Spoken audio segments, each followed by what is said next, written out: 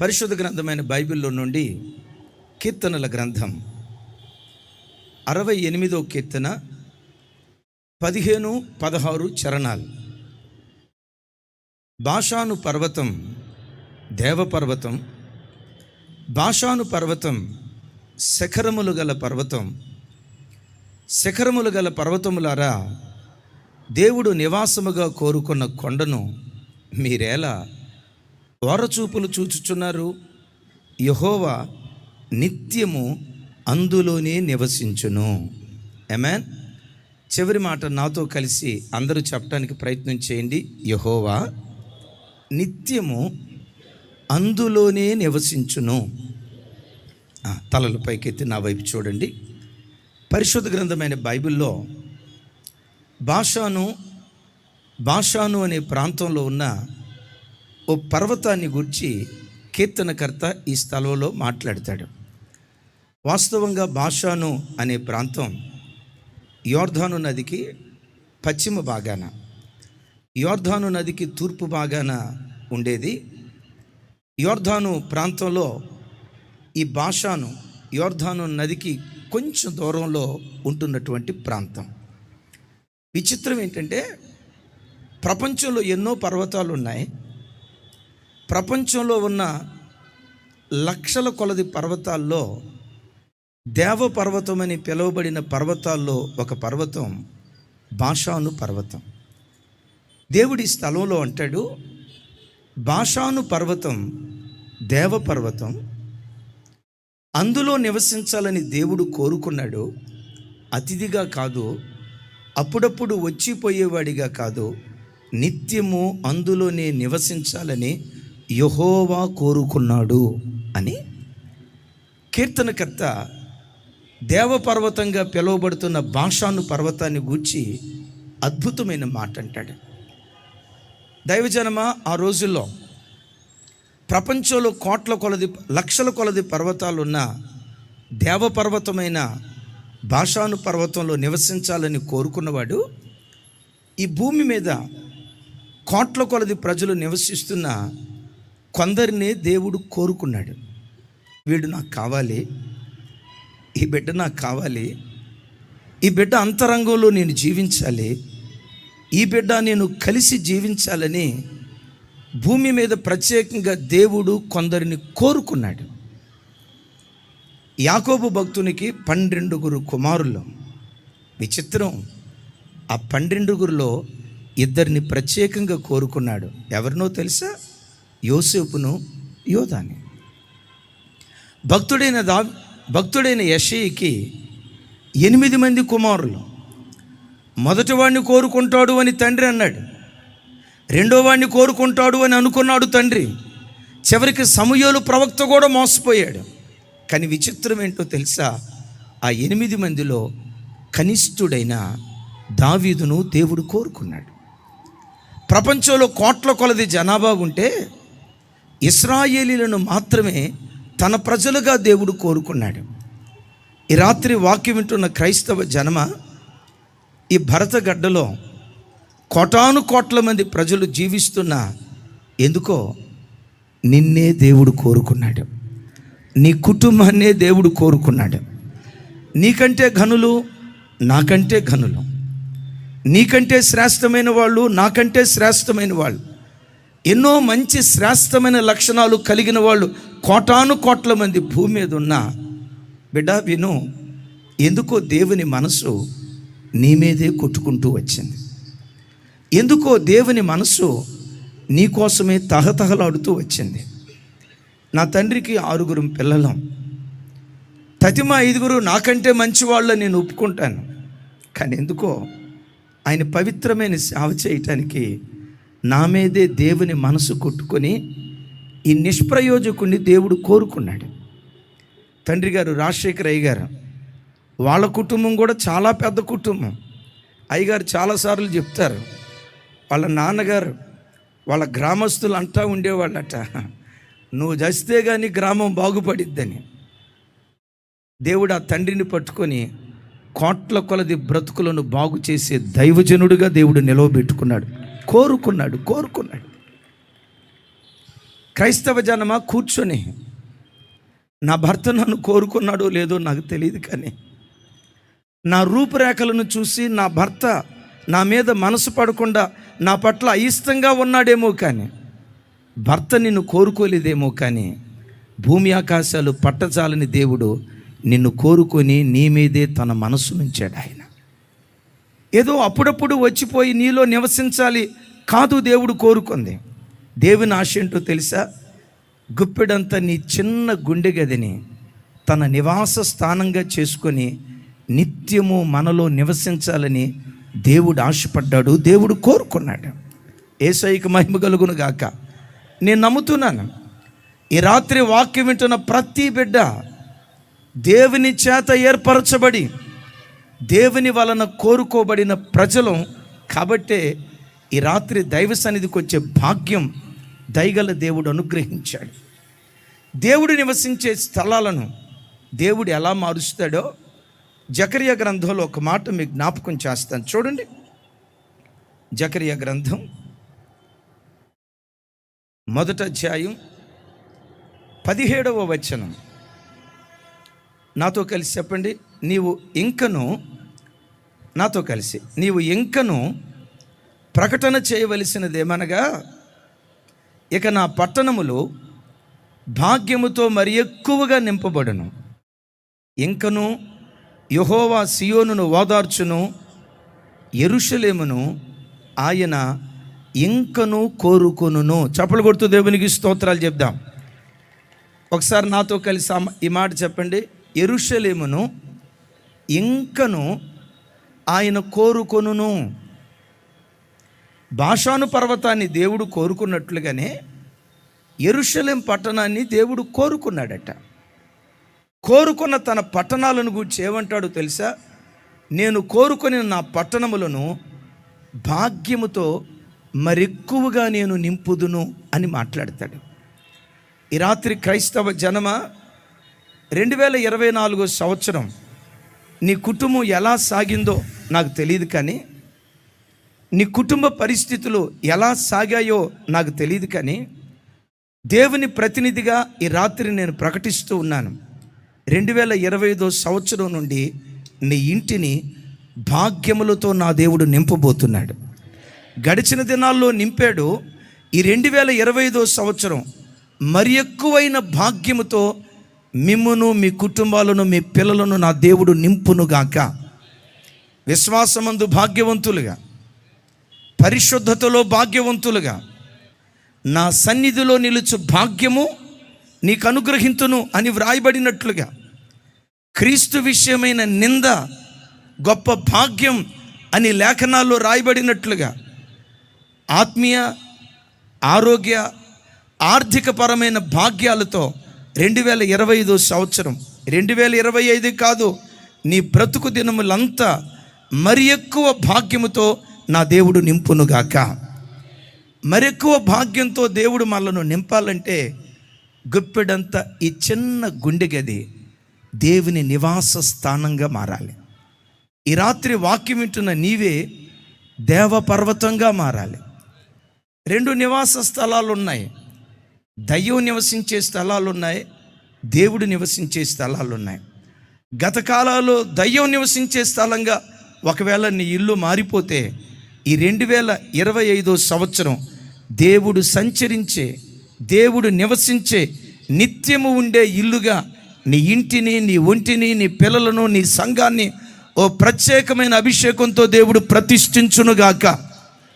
ఆయనే గుప్పెడంత గుండె గదిలో నివసిస్తే ఏం జరిగిద్దో ఒక్క మాట చెప్పి వాక్యపు లోతుల్లోకి వెళ్తాను. హృదయం బ్రద్దలైన పరిస్థితిలో ఉన్నాడు ఆ యవనస్తుడు. 4 ఏండ్ల ప్రాయంలో తండ్రిని కోల్పోయాడు. ఆ పేద విధవరాలైన తల్లి పిల్లల్ని పెంచడానికి చాలా ప్రయాసపడుతుంది.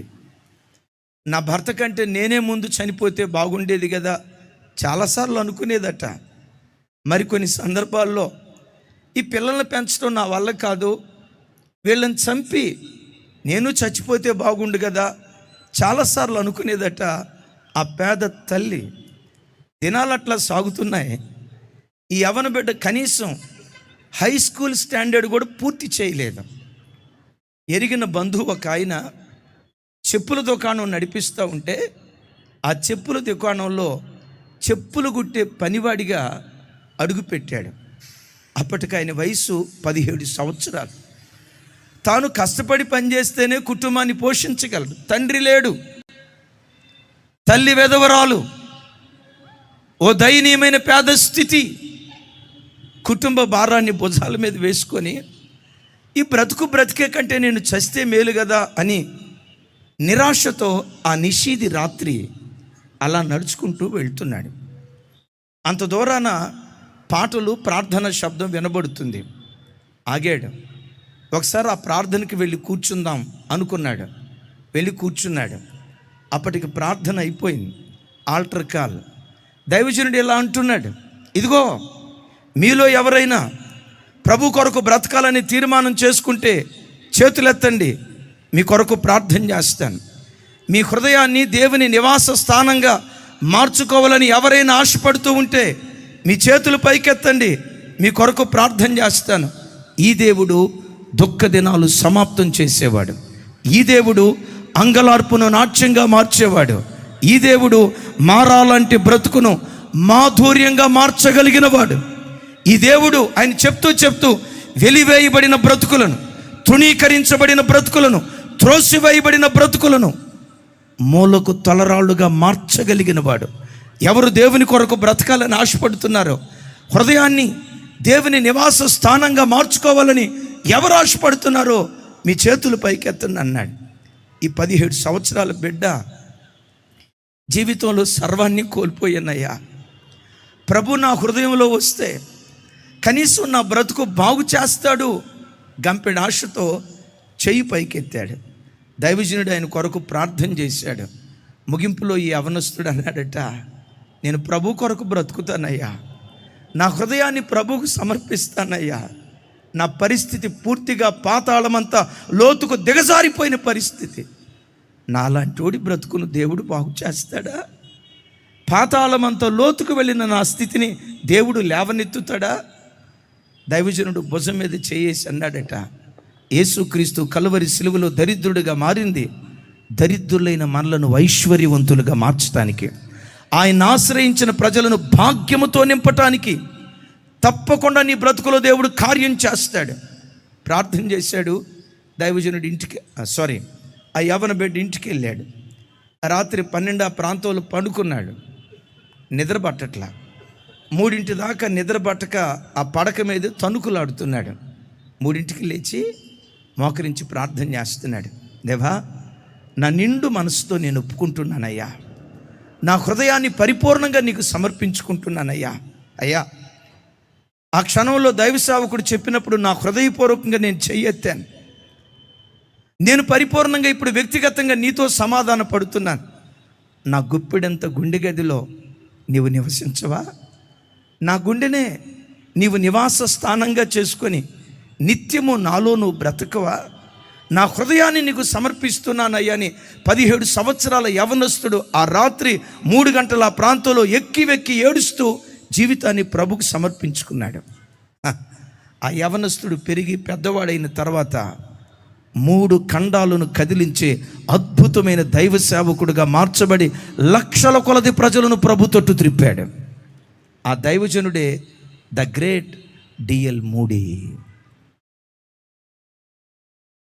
3 ఖండాలను కదిలించిన అద్భుతమైన శక్తిగా ఉత్తర అమెరికా, దక్షిణ అమెరికా, ఆఫ్రికా ఖండం ఒక చెప్పులు కుట్టుకున్న వ్యక్తి 3వ తరగతి 4వ తరగతి కూడా చదవటం, ఆ చదువు పూర్తి చేయని వ్యక్తి ఒక వెధవరాలి కుమారుడు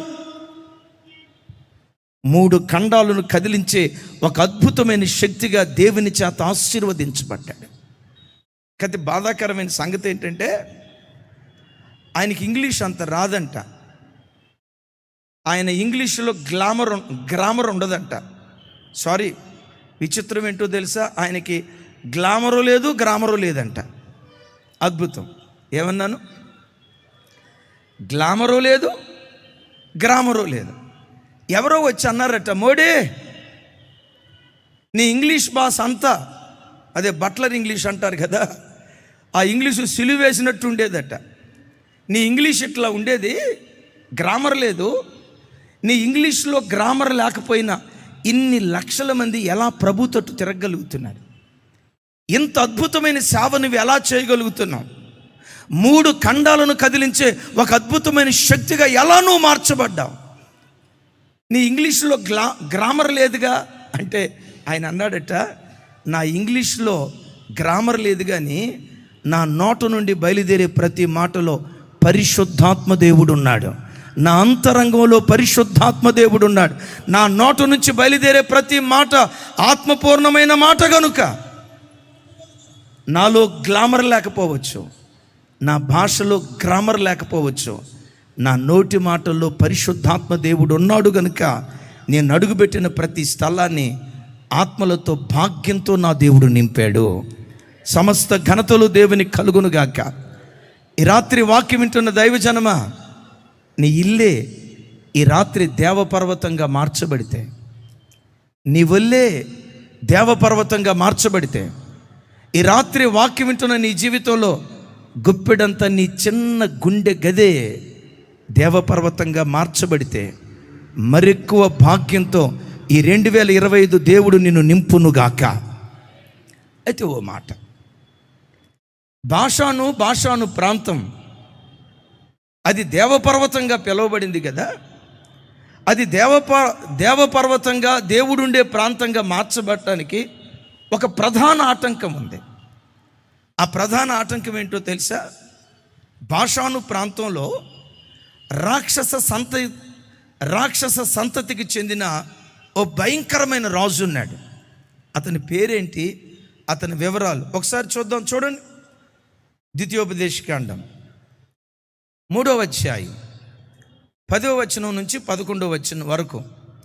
నేను చదువుతూ ఉండగా కుర్చీలో కూర్చున్న బిడ్డలు కూడా కొంచెం స్వరమెత్తి నాతో కలిసి చెప్పడానికి ప్రయత్నం చేయండి. 10, 11 నాతో కలిసి.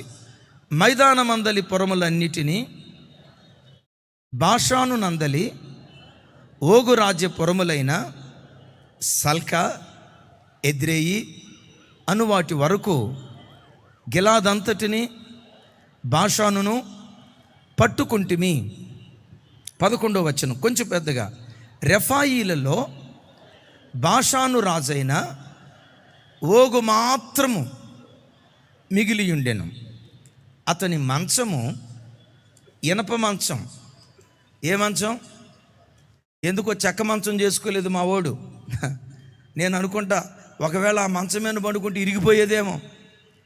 చెక్క మంచం మనోడికి సరిపోలా, అందుకని ఏ మంచం? ఇనప మంచం చేయించుకున్నాడట. ఆ ఇనప మంచం సైజు చూడండి. ఆ సైజు కనుక చదివితే మన కంటి చూపు నోటి మాట పడిపోవాల్సిందే. ఆ పర్సనాలిటీ. రెఫరెన్స్ చూపించుతాం, నాతో కలిసి చెప్పండి. అది అమ్మోనీయుల రబ్బాలో ఉన్నది కదా, దాని పొడవు మనుషుని మూరతో 9 మూరలు, దాని వెడల్పు 4 మూరలు. ఒకసారి తలల పైకి ఎత్తండి. దాని పొడవు ఎంత? 9 అడుగులు కాదు. మన ప్రాంతంలో ఎవరైనా 6x4 మంచం, 6 ఫీట్ పొడవు, 4 ఫీట్ వెడల్పు, 6x4 మంచం చేసుకుంటే అబ్బా ఎంత పెద్ద మంచమో అని అంటాం కదా. ఈయన చేసుకున్న మంచం విచిత్రం తెలుసా? 13.5 అడుగులు మంచం. 13.5 అడుగులు ఉందంటే ఎత్తు. రమారేమి 12.5 ఉంటాడంట. ఒకవేళ ఈ ఓగు రాజును మనం చూడాలంటే ఇట్లా చూస్తే కనపడ్డాం. నేనంట ఒకవేళ ఓగురాజు పక్కన మనం సెల్ఫీ దిగాలనుకుంటే మనం ఎట్లుంటామో తెలుసా? మరుగుజ్జోళ్ళకి అన్నయ్యలాగా ఉంటాం. ఆయన 13, మనం 5.5, 6 డబల్ ఉంటాడు. ఆయన మంచం యొక్క వెడల్పు 6 అడుగులు, పొడవు 13.5. అది చెక్క మంచం కాదట, కలప మంచం కాదట. ఎందుకు చెక్క మంచం కలప మంచం చేసుకోలేదంటే డెఫినెట్గా మా ఓడు పడుకుంటే మంచం మొక్కలు అయిపోవాల్సిందే. అందుకని రాయబడిన మాట చెప్పండి, దేంతో చేశారు? ఇనప మంచం. ఎవరితను అంటే రఫాయీల సంతతి. రెఫాయీల సంతతి. రెఫాయి అనే మాటకు రాక్షసులు అని అర్థం. ఈ ఓగురాజు రాక్షస సంతతికి చెందినవాడు. అంటే నేను అంటాను, బాషాను అనే ప్రాంతంలో సాతానుగా పిలువబడుతున్న ఈ ఓగు ఇనప మంచం మీద తెస్తేసుకొని కూర్చున్నాడు. ఆ రోజుల్లో బాషాన్లో తెస్తేసుకొని కూర్చున్నట్లుగా ఈరోజు ప్రపంచంలో మతభేదం లేకుండా, కులభేదం లేకుండా ప్రతి ఇంటిలో శత్రువైన సాతాను వాడు మంచం వేసుకొని తెస్తేసుకొని కూర్చున్నాడు. క్రైస్తవ జనమా, నీ ఇల్లు దేవపర్వతంగా మార్చబడినట్లుగా ఈ రాత్రి ఈ మాట విను. శత్రువైన సాతానుతో పోరాడే విషయంలో సింహంలాగా పోరాడి వాణ్ణి తరిమి వాణ్ణి నీ ఇంటిలో నుంచి నువ్వు పారద్రోలగలిగితే, వాణ్ణి చంపగలిగితే నీ ఇంటిని దేవపర్వతంగా నా దేవుడు మార్చునుగాక. నీ ఇల్లే దేవుడు నివసించే ఇల్లుగా ఈ రాత్రి నుంచి దేవుడు మార్చునుగాక. ఒక మాట, ఏ మంచం మీద పండుకున్నాడు చెప్పండి కొంచెం గట్టిగా? ఇనప మంచం. ఇనుము దేనికి గుర్తో తెలుసా? బహుభార్యాతత్వానికి గుర్తు. మీరు అనొచ్చు, ఇనుము బహుభార్యాతత్వానికి గుర్తు అని ఎలా చెప్తారు? పరిశుద్ధ గ్రంథమైన బైబిల్లో ఇనుము పనిముట్ల వాడుకను ప్రవేశపెట్టిన మొట్టమొదటి వ్యక్తి తుబల్ కయ్యను. లెమెకు రెండవ భార్య యొక్క కుమారుడు తుబల్ కయ్యను. ఇనప పనిముట్లను వాడుకలోకి తెచ్చినవాడు. దైవజనమా, బైబిల్ అంతటిలో ఇద్దరు భార్యలను కలిగిన మొట్టమొదటి వ్యక్తి లెమెకు. పరిశుద్ధ గ్రంథంలో దేవుని ప్రణాళిక చూస్తే ఆదాము ప్రక్కలో నుంచి దేవుడు ఎముకను తీయబడిన ఎముకలో నుండి ఒక్క స్త్రీని దేవుడు చేశాడు. 7 చేయలా, 70 మందిని చేయలా, 3 చేయలా. ఎందుకు ఒక ఎముకను తీసి ఆ ఒక్క ఎముకలో నుండి ఒక స్త్రీని చేశాడో తెలుసా? ఏదెను తోటలో బయలుపరచబడిన దేవుని నీతి, ఒక పురుషుడు బ్రతుకు కాలమంతా ఒక్క స్త్రీకి మాత్రమే బద్ధుడై ఉండాలి. ఒక స్త్రీ బ్రతుకు కాలమంతా ఒక పురుషుడికే బద్ధురాలై ఉండాలి. బహుభార్యాతత్వాన్ని కానీ, వివాహం కాకమునిపే సహజీవనం కానీ, తెలుగులోనేమో సహజీవనం అంటారు. మా కార్పొరేట్ సాఫ్ట్వేర్ ఇంజనీర్లను అడిగితే ఏమండి, మా సాల్మాన్ గారు బాగా చెప్తాడు. విచిత్రం చూడండి, సహజీవనం కానీ బహుభార్యాతత్వాన్ని కానీ పరిశుద్ధ గ్రంథంలో దేవుడు ఆమోదించలేదు. దేనికి గుర్తయి అంటే దేవుని క్రమాన్ని విడిచిపెట్టి విచ్చలవిడిగా బ్రతికే జారత్వపు జీవితానికి, విచ్చలవిడిగా బ్రతికే వ్యభిచారపు జీవితానికి ఈ ఇనప మంచం సాదృశ్యంగా ఉంది.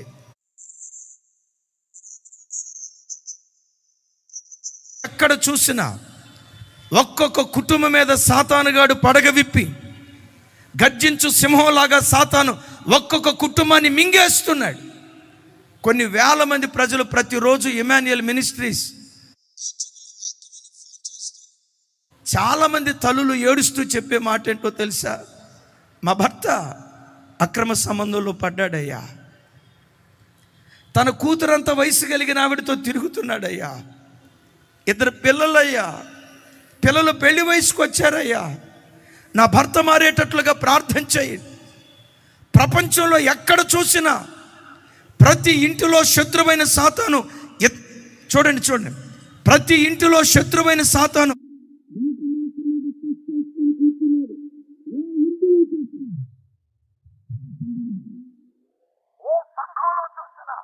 అక్రమ సంబంధం, వివాహం కాకుండానే పాపం ఎక్కడ బయటపడుతుందోనని యథార్థను చేయించుకొని ప్రతి ఇంటిని చూస్తే గణప మంచం మీద సాతాను చెత్త వేసుకున్నాడు. జస్ట్ 5-6 రోజుల క్రితం ప్రత్యేకంగా భారతీయులను కలవరపెట్టిన ఒక సంగతి. అది మధ్యతరగతి కుటుంబం. భార్య వచ్చి భర్తతో అందట, ఏమండి మన అమ్మాయి వివాహ వయసు వచ్చింది కదా, అమ్మాయి పెళ్లి గ్రాండ్గా చేయాలి. మరి గ్రాండ్గా చేయాలంటే డబ్బులు ఉండాలి కదండి. మనం ఆల్రెడీ ఆర్థిక ఇబ్బందుల్లో నలిగిపోతున్నాం. ఓ చిన్న సలహా ఇస్తాను, మీరు కాదంటే, మీకు ఇష్టమైతే చేయండి, కాదంటే వదిలేయండి. చెప్పమ్మా ఏంటో.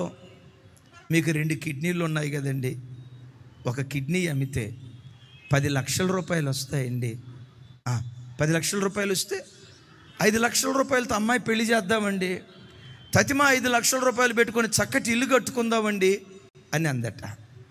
భార్య మాట భర్త గుడ్డిగా నమ్మి కూతురు పెళ్లి చేయటానికి ఆ భర్త, ఆ తండ్రి 2 కిడ్నీల్లో ఒక కిడ్నీ అమ్మేశాడు 10 లక్షల రూపాయలకి.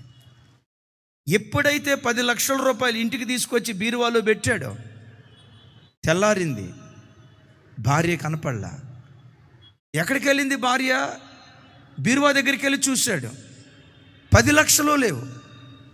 ఎక్కడికి వెళ్ళింది భార్య? 10 లక్షల రూపాయలు ఏమైపోయినాయి? ఎంక్వైరీ చేస్తే విచిత్రం ఏంటో తెలుసా? ఆ 10 లక్షల రూపాయలు తీసుకొని ఒక యవ్వనస్తుడిని ప్రేమిస్తుందట. ఆ యవ్వనస్తుడితో పాటు ఎటో వెళ్ళిపోయిందట.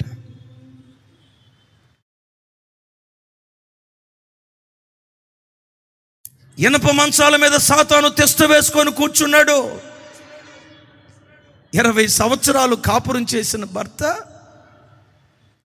20 సంవత్సరాల సహచర్యం, భర్త కిడ్నీ అమ్ముకుని ఆ 10 లక్షల రూపాయలు తీసుకొని వెళ్ళిందంటే ఎంత విశ్వాస ఘాతుకురాలు,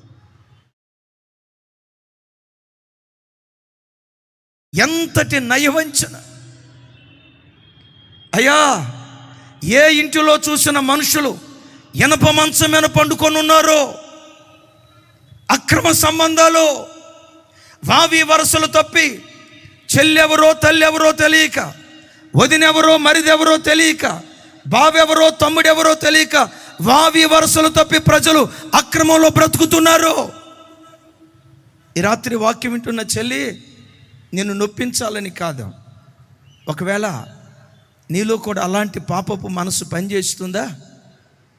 అయ్యా పురుషుడా, నీలో కూడా అలాంటి అపవిత్రపు మనసు పనిచేస్తుందా? ఈ కూడిక దేవుడు ఎందుకు ఏర్పాటు చేశాడో తెలుసా? నీ మనస్సు మార్చటానికి దేవుడు ఈ కూడిక ఏర్పాటు చేశాడు. ఆ పాపపు పడకలో నుంచి నిన్ను లేవనెత్తాలనే ఈ రాత్రి దేవుడు ఈ కూడిక ఏర్పాటు చేశాడు. విచిత్రం చూడండి, ఆ అమ్మాయి ఎక్కడికి వెళ్ళిందో పోలీసు వాళ్ళకి తెలిసి ఎంక్వైరీ చేసి, అమ్మా భర్త కిడ్నీ అమ్ముకుంటే ఆ కిడ్నీ అమ్ముకున్న డబ్బులు తీసుకొని వెళ్ళటానికి అసలు నీకు మనసు ఎట్లా వచ్చింది? నీ భర్త క్షమిస్తానంటున్నాడు రామ్మా, నేను చేర్చుకుంటానంటున్నాడు రామ్మా అని పోలీసు వాళ్ళు చెప్తే, చావనన్నా చస్తా కానీ వాడితో నేను కాపురం చేయను. మరి నీ కూతుల వివాహం ఎట్లా? వాళ్ళ జీవితం ఏమైతే నాకెందుకండి? నా లైఫ్, నా ఇష్టం, నా ఎంజాయ్మెంట్ నాదే. భర్త గొంతు కోసిన విశ్వాసఘాతకురాలు తల్లి, పరిశుద్ధాత్మ దేవుడు ఎందుకో నా హృదయంలో నుంచి ఈ రాత్రి వేళ మాట్లాడుతున్నాడు. ఒకవేళ ఆ విశ్వాసఘాతకురాలివి నీవేనేమో, భర్తను మోసం చేసే నయవంచకురాలివి నీవేనేమో, భర్తకు తెలియకుండా గుట్టుగా పాపపు కార్యక్రమాలు కొనసాగిస్తున్న దానివి నీవేనేమో, తల్లికి తెలియకుండా, తండ్రికి తెలియకుండా ఆ అబ్బాయితో ఈ అబ్బాయితో చాటింగ్ చేస్తూ అపవిత్రమైన కార్యక్రమాలు జరిగిస్తున్న ఆ యవ్వన స్త్రీవి ఒకవేళ ఈ రాత్రి నీవేనేమో. ఎందుకు నీవు అలా చేస్తున్నావో తెలుసా? ఇనప మంచం మీద ఓగురాజు పండుకున్నట్లుగా శత్రువైన సాతాను అపవిత్రత నీలో రేకెత్తించి నీ హృదయంలో వాడు నివసించాలని కోరుకుంటున్నాడు. ఏం చేద్దాం? భాషాను ప్రాంతం సింహాలకు నిలయం. నీలో పనిచేస్తున్న జారత్వపు మనస్సు కొరకు, నీలో పనిచేస్తున్న కాముకత్వపు మనస్సుతో, నీలో పనిచేస్తున్న ఆ వ్యభిచారపు మనస్సుతో ఒక సింహం పోరాడినట్లుగా పోరాడి శత్రువైన సాతానును తరిమి తరిమి తరిమి తరిమి తరిమి తరిమి తరిమి తరిమి ఆ అపవిత్రపు మనస్సును నీలో నుంచి తొలగించుకోగలిగితే పరిశుద్ధుడైన దేవుడు పవిత్రమైన స్థలాలను తన నివాస స్థానాలుగా దేవుడు చేసుకుంటాడు. చప్పలు కొడుతూ దేవునికి స్తోత్రాలు చెప్దాం. రెండవది, ఈ మంచం కొలత పరిశుద్ధాత్ముడు వ్రాయించిన మాట చూడండి. దాని పొడవు 9 మూరలు, దాని వెడల్పు 4 మూరలు. ఎందుకు స్పష్టంగా కొలత రాశాడు? 9 ఆధ్యాత్మికంగా దేని గుర్తుగా ఉంది? 4 ఆధ్యాత్మికంగా దేని గుర్తుగా ఉంది? విచిత్రం. 9 కృతజ్ఞత లేని జీవితానికి గుర్తుగా ఉంది. 4 నలుదిక్కులకు గుర్తుగా ఉంది. చెప్పండి, దిక్కులేని. మీరు ఎట్టా చూస్తున్నారంటే సోషల్ స్టడీస్లో చదివి మేము అలిసిపోయామన్నా అని. రైట్.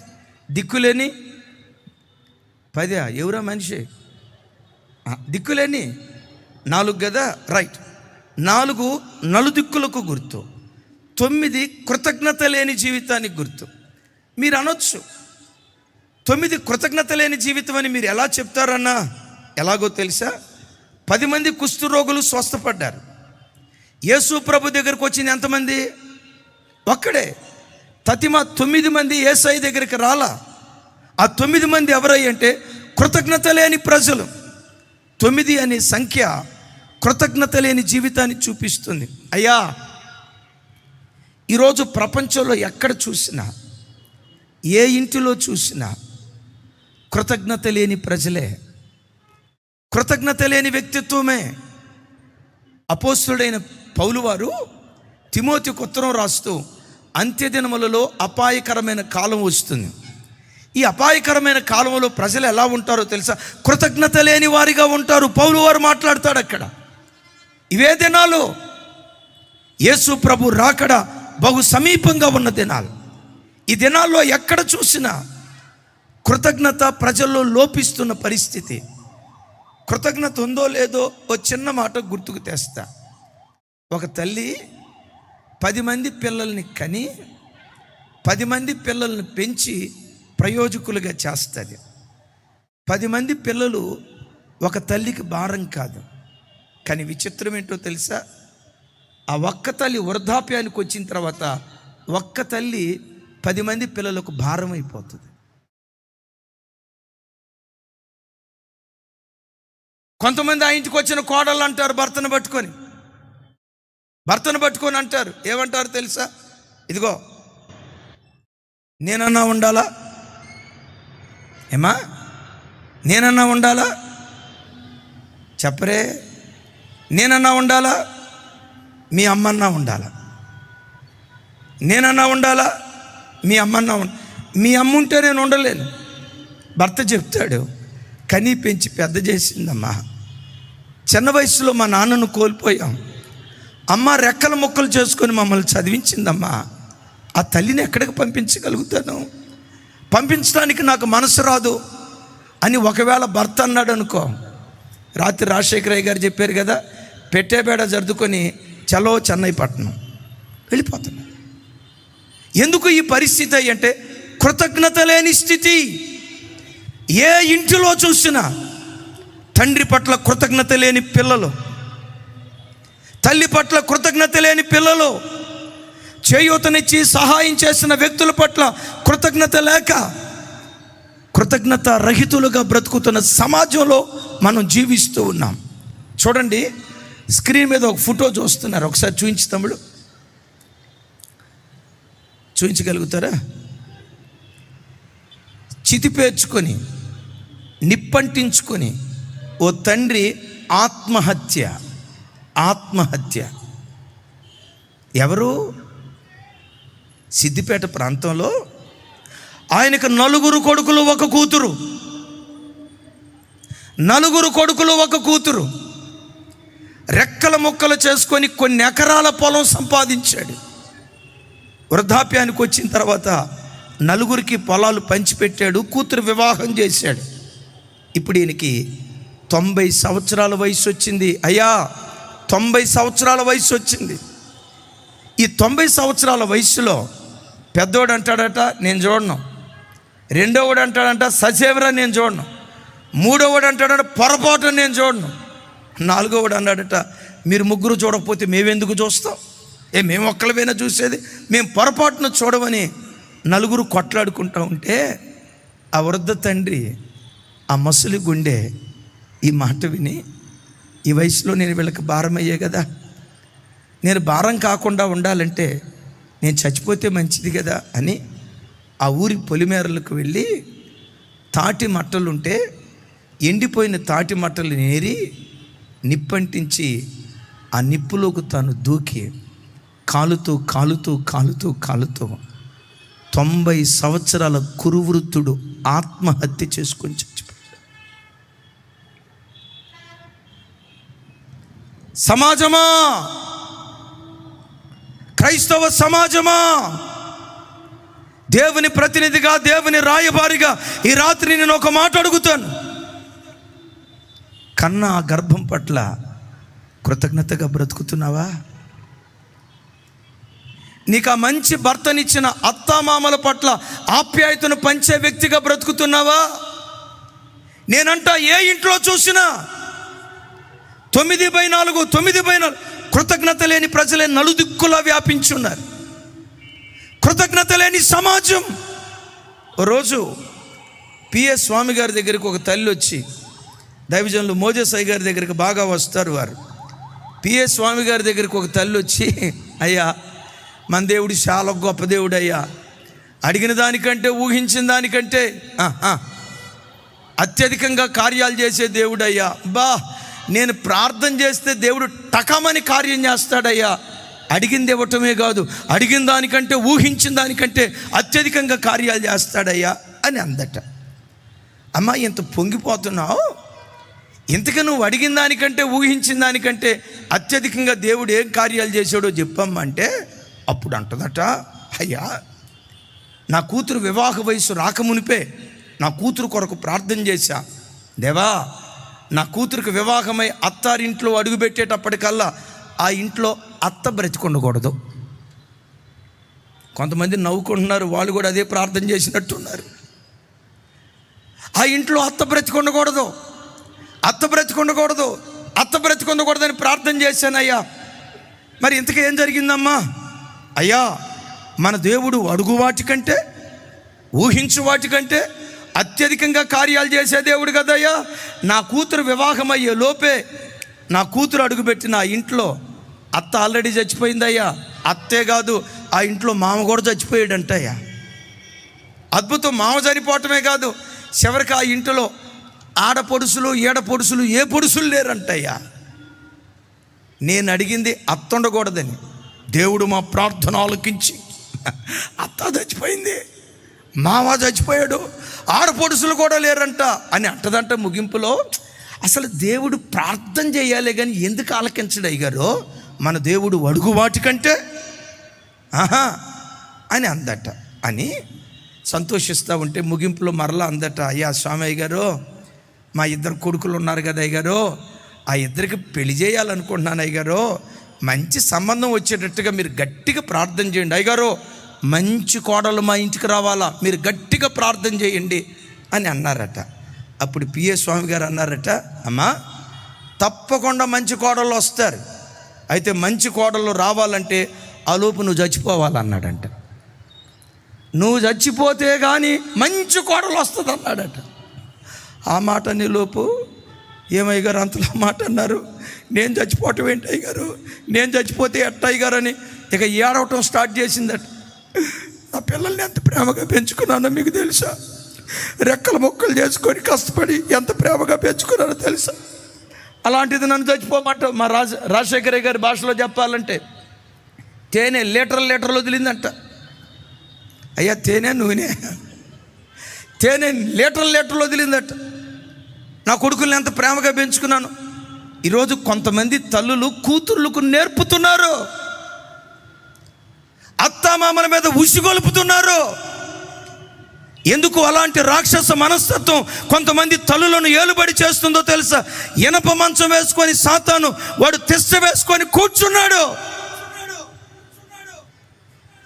సృష్టిలో 2 జీవులు ఉన్నాయి, ఒకటి కుక్క, రెండవది పాము. ఒకసారి చెప్పండి. తమ్ముడు మనోళ్ళు మర్చిపోయి ఉంటారు కుక్కను. కుక్క తెలుసులేండి, నాగరాజు మర్చిపోయి ఉంటారు. ఒకసారి చూపించండి. కుక్క ఉందో చూసారా? నువ్వు తినగా ఇసిరేసిన ఎంగిలి మెతుకులు ఉన్నాయే, నువ్వు ఇసిరేసిన ఎంగిలి మెతుకులు తిని బ్రతుకు కాలమంతా నీ వాకిటి దగ్గర, మా తెలంగాణ భాషలో చెప్పాలంటే బాంచ నీ కాళ్ళు మొక్కుతానని కాళ్ళ దగ్గర పడి ఉంటుంది కుక్క. ఏం వేసాం సార్ కుక్కకి? బిర్యానీనా? ఏం ప్యారడైజ్ బిర్యానీనా? పిస్తా బిర్యానీనా? ఎంగిలి మెతుకులు, తినగా మిగిలిపోయిన ఎంగిలి మెతుకులు వేస్తే ఆ ఎంగిలి మెతుకులు తిని జీవితాంతం కట్టు బానిసగా బ్రతుకుతుంది. అదే పావును పిలిచి, పిలవాల్సిన అవసరం లేదు, వచ్చాడు అనుకోవాడు, వాడికి రోజు Horlicks, Boost, senior Horlicks, junior Horlicks, రోజుకొక 6 కోడిగుడ్లు ఆ పావుకు పెట్టి దాన్ని తలదూగుతా నాగరాజా అని పాట పాడుతా ఆ రాత్రి పక్కన పెట్టుకున్నాం అనుకో, మధ్యరాత్రిలో ముద్దు పెట్టుకుంటాడు. పాముకున్న గుణం ఏంటో తెలుసా? పాలు పోసినోడినే కాటేస్తుంది. కని పెంచి పెద్ద చేసిన తండ్రినే కాటేసేవాడు పాము లాంటి కర్కోటకుడు. నవమాసాలు మోసి స్తన్యపానాలు త్రాపించి 20 సంవత్సరాలు పెంచి పెద్ద చేసిన ఆ తల్లి రొమ్మును గుద్దటానికి ఒక వ్యక్తి లేచాడంటే ఎవరో వ్యక్తి? విశ్వాసఘాతకుడు. అయిలరా, ఒకవేళ ఈ మీటింగ్కి వచ్చే వరకు ఇనప మంచం లాంటి అపవిత్రతని ఇంటిలో తెస్తేసుకుందేమో. కృతజ్ఞత లేని 9/4, 9x4, ఆ కృతజ్ఞత లేని స్థనం, కృతజ్ఞత లేని వ్యక్తిత్వం ఒకవేళ నీలో తెస్తేసుకుందేమో. ఈ రాత్రి వాక్యం వింటుండగా పోరాడు. కృతజ్ఞత లేని జీవితం నాలో నుంచి పోవాలయ్యా, అపవిత్రమైన జీవితం నాలో నుంచి పోవాలయ్యా అంటాడు కదా అపోస్తలుడైన పౌలు వారు మాట్లాడుతూ. పాపముతో పోరాడే విషయంలో రక్తము కారునంతగా సింహంలాగా పోరాడు, వాడు నీ ఇంటిలో చస్తాడు, దేవుడు నీ ఇంటిలో నివసించడం ప్రారంభిస్తాడు, నీ ఇల్లే దేవపర్వతంగా దేవుడు మారుస్తాడు. దేవుడు నివసించాడా? నీ ఇంటిని భాగ్యంతో దేవుడు నింపునుగాక. చప్పలు కొడుతూ దేవునికి స్తోత్రాలు చెప్దాం. 2024లో ఏడ్పు నీ ఇంటిలో మిగిలిందేమో, కన్నీరు నీ ఇంటిలో మిగిలిందేమో, దుఃఖం నీ ఇంటిలో మిగిలిందేమో. ఈ బ్రతుకే కంటే నేను చస్తే మంచిది, ఈ సమస్యలు అనుభవించేదానికంటే నేను చనిపోతే మంచిదని చావును కోరుకున్న బ్రతుకేమో నీ బ్రతుకు. దేవుని ప్రతినిధిగా చెప్తున్నాను, నీ దుఃఖ దినాలు ఈ సంవత్సరం దేవుడు కొట్టివేయబోతున్నాడు. నీ అంగలార్పును నాట్యంగా దేవుడు మార్చబోతున్నాడు. ఆ కార్యం చేసి నీ ఇంటిని సంవత్సరం మరెక్కువ భాగ్యంతో దేవుడు నింపునుగాక. రెండవది, బాషాను పర్వతం సింహాలున్న పర్వతం మాత్రమే, సింహాలున్న ప్రాంతం మాత్రమే కాదు, బాషాను క్రొవ్విన పొట్టేళ్ళు ఉన్న ప్రాంతం. చూడండి ఆ మాట ఒకసారి. హెస్కేల్ గ్రంథం 39వ అధ్యాయం 18వ వచనం నేను చదువుతాను, నాతో కలిసి అందరూ చెప్పడానికి ప్రయత్నం చేయండి. బలాజ్యుల మాంసము తిందురు, భూపతుల రక్తమును. ఇక్కడి నుంచి పెద్దగా బాషానులో క్రొవ్విన పొట్టేళ్ల యొక్కయు. ఒకసారి ఈ మాట చెప్పండి, క్రొవ్విన, పెద్దగా క్రొవ్విన పొట్టేళ్ళు. ఒకసారి చెప్పండి, నా వైపు చూసి చెప్పండి. బాషానులో ఏమున్నాయి? చెప్పాలి. బాషానులో ఏమున్నాయి? బక్క చిక్కిన పొట్టేళ్ళు కాదు, లేత పొట్టేళ్ళు కాదు, బలాన్ని కోల్పోయిన పొట్టేళ్ళు కాదు, వృద్ధ పొట్టేళ్ళు కాదు. లేఖనాల్లో రాయబడిన మాట, బాషానులో క్రొవ్విన పొట్టేళ్ళు ఉన్నాయట. పొట్టేళ్లే కాదు, ఏ పొట్టేళ్ళు అవి? క్రొవ్విన పొట్టేళ్ళు. క్రొవ్వు ఆధ్యాత్మికంగా దేనికి గుర్తో తెలుసా? యవ్వన జీవితానికి గుర్తు. పొట్టేలు జై జీవితానికి గుర్తు. మగదాన్ని పొట్టేలు అంటారు, మగది బైబిల్లో జై జీవితానికి గుర్తు. క్రొవ్విన పొట్టేలు, క్రొవ్వినది పొట్టేళ్లలో మంచి యవ్వన వయసులో ఉన్న వాటికి బాగా కొవ్వు బట్టి ఉంటుంది. వృద్ధాప్యంలో ఉన్న వాటికి కొవ్వు పట్టదు, ఉన్న కొవ్వు అంతా అయిపోతుంది. లేత వయసులో ఉన్నవి క్రొవ్వు పట్టం. మంచి నిండు యవ్వన వయసులో ఉన్న ఈ పొట్టేళ్ళు క్రొవ్వు పట్టినవిగా ఉంటాయి. దైవజనమా, దేవుడు మన ఇంటిని నివాస స్థానంగా, మన హృదయాన్ని నివాస స్థానంగా దేవుడు చేసుకోవాలంటే వయసంతా ఉడికిపోయిన తర్వాత నువ్వు దేవుని దగ్గరికి రావటం కాదు, వృద్ధాప్యంలో దేవుని దగ్గరికి రావటం కాదు, లోకంలో చేయాల్సిన అపవిత్రమైన కార్యాలన్నీ చేసిన తర్వాత, పళ్ళన్నీ ఊడిపోయిన తర్వాత, తల వెంట్రుకలన్నీ రాలిపోయిన తర్వాత వృద్ధాప్యంలో నీవు దేవుని దగ్గరికి రావటం కాదు. నీలో యవ్వనం ఉన్నప్పుడే, శరీర కోరికలు రగిలేటప్పుడే, ఆశా ఇచ్చలు రగిలేటప్పుడే, లోకాన్ని అనుభవించడానికి కావలసిన అందం, ధనం, బలం ఇవన్నీ సమస్తము నీలో ఉన్నప్పుడే ఈ లోకం నాకు వద్దయ్యా, నా యవ్వన జీవితం నీ కొరకు నేను బ్రతుకుతానయ్యా అని నీ నిండు యవ్వన కాలం క్రీస్తు బలిపీఠ మీద క్రొవ్విన పొట్టేలులాగా నీ నిండు యవ్వన జీవితాన్ని క్రీస్తు బలిపీఠ మీద పెడితే వాక్యం అంటుంది, యవ్వన కాలమందు పుట్టిన కుమారులు బలవంతుని చేతిలో బాణాల వంటి వారు అని రాస్తుంది. నా దేవునికి ఏ పొట్టేలు కావాలి? యవ్వన పొట్టేలు కావాలి. నా దేవునికి యవ్వన పొట్టేలు కావాలి. ఈ రాత్రి ఈ సభకు వచ్చిన యవ్వన బిడ్డలారా, ఇంతకాలం సాతాను నీడలో పెరిగావేమో, ఇంతకాలం మత్తు పదార్థాల నీడలో పెరిగావేమో, ఇంతకాలం సినిమాల నీడలో పెరిగావేమో, సెల్ ఫోన్లో ఫోర్నోగ్రఫీ నీడలో పెరిగావేమో. గడిచిన కాలాలలో ఏ నీడలో పెరిగినా ఈ రాత్రి ప్రభు అంటాడు, యవ్వన బిడ్డ, యవ్వన కాలములో క్రొవ్విన పొట్టేలుగా నా బలిపీఠ మీద నీ జీవితాన్ని పెట్టగలిగితే రాగల కాలములో బలవంతుని చేతిలో బాణంలాగా నిన్ను నేను వాడుకోబోతూ ఉన్నాను. గట్టిగా చెప్తాం ఆమేన్. నాకు సమాధానం చెప్పండి అందరూ స్వరం ఎత్తి. ఏ పొట్టేలు కావాలి దేవునికి? చెప్పాలి. అంటే ఇక్కడ కూర్చున్న ముసలోళ్ళు మేము దేవునికి వద్దయ్యా అని అనొద్దు. మీరు దేవునికి కావాలి. విశేషంగా యవ్వన కాలములో బ్రతికే యవ్వనస్తులు నా ప్రభు కావాలి. యవ్వన వయసులో నువ్వు దేవుని చేతిలో పడు, నీ భవిష్యత్తు భాగ్యంతో దేవుడు నింపటం ప్రారంభిస్తాడు. నేను ఒక దైవజనరాలు ఎరుగుదును. వాళ్ళ నాన్న రైల్వే ఎస్ఐ. వాళ్ళ తల్లి మంచి భక్తి కలిగింది. తండ్రి కాస్త కొంచెం లోకాన్ని అనుభవించేవాడు. ఆ తల్లి దగ్గర కొంచెం భక్తి నేర్చుకొని రైల్వే ఎస్ఐ కడుపును పుట్టిన బిడ్డ 15వ ఏట, నా వైపు చూడాలి, 15వ ఏట యేసుక్రీస్తును స్వరక్షకునిగా అంగీకరించిన తొలి దినాల్లోనే పరిశుద్ధాత్మ అభిషేకాన్ని పొందుకుంది. తండ్రి రైల్వే ఎస్ఐ, హైదరాబాద్లో రైల్వే కాలేజెస్లో చదువుకుంది, MBA చేసింది. అద్భుతం. లోకాన్ని అనుభవించడానికి ఎంతో అనుకూలతున్నా నిండు యవ్వన వయసులో ఎట్ ద ఏజ్ ఆఫ్ 15 15వ సంవత్సరం యేసుక్రీస్తు ప్రశస్తమైన రక్తంతో కడగబడి,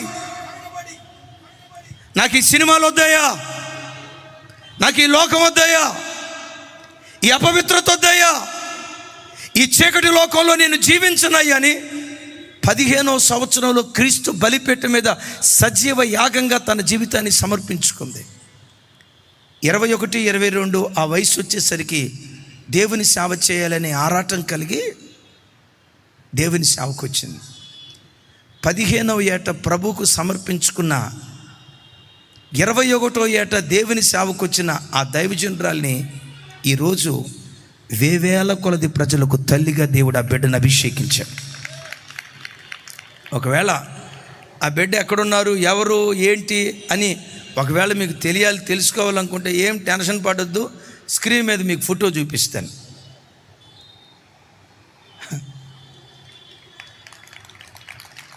పదిహేనవ ఏట తండ్రి రైల్వే ఎస్ఐ, కోట్లు అనలేను కానీ లక్షలకు పడగెత్తిన కుటుంబం.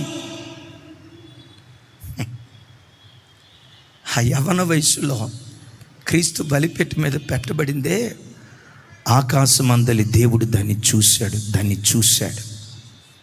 ఆవిడే మా ఇమాన్యుయల్ మినిస్ట్రీస్కి ఆత్మీయ తల్లి, దైవజనురాలు Jyothi. At the age of 15. ఈరోజు యవ్వన బిడ్డలారా, ఈ మీటింగ్కి వచ్చే గడి వరకు నువ్వు ఎలా బ్రతికినా ఒక మాట ఇస్తావా? క్రొవ్విన పొట్టేలులాగా క్రీస్తు బలిపీఠ మీద నా జీవితాన్ని సమర్పిస్తానయ్యా. ఇక్కడికి వచ్చే వరకు గంజాయి అలవాటు ఉంది, త్రాగుడు అలవాటు ఉంది, సినిమాలు అలవాటు ఉంది, రాత్రిపూట ఒంటరిగా ఉన్నప్పుడు ఫోర్నోగ్రఫీ చూసి అలవాటు ఉంది. ఈరోజు దేవునికి మాటిస్తున్నానయ్యా, యవ్వన కాలపు క్రొవ్విన పొట్టేలుగా నా జీవితాన్ని ప్రభువుకు సమర్పిస్తానయ్యా అని ఈ రాత్రి ప్రభువుకు నీ జీవితాన్ని సమర్పించగలిగితే, ఈ దైవజనురాల్ని దేవుడు వాడుకున్న దానికంటే, ఈ దైవజనురాల్ని దేవుడు ఆశీర్వదించిన దానికంటే మిమ్మల్ని ఎక్కువ భాగ్యంతో నా దేవుడు నింపునుగాక. చప్పలు కొడుతూ దేవునికి స్తోత్రాలు చెప్తా. అయితే దైవజనమా, ఇక్కడ ఒక మాట వినండి.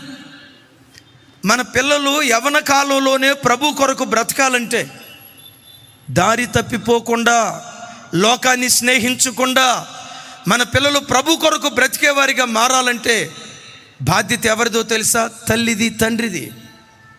యవ్వన వయసు వచ్చిన తర్వాత హెచ్చరించడం కాదు. బైబిల్లో దివ్యమైన మాట రాసింది, బాలుడు నడవవలసిన త్రోవ వానికి నేర్పు, పెద్దవాడైన తర్వాత వాడు దానిలో నుండి తొలగిపోడు.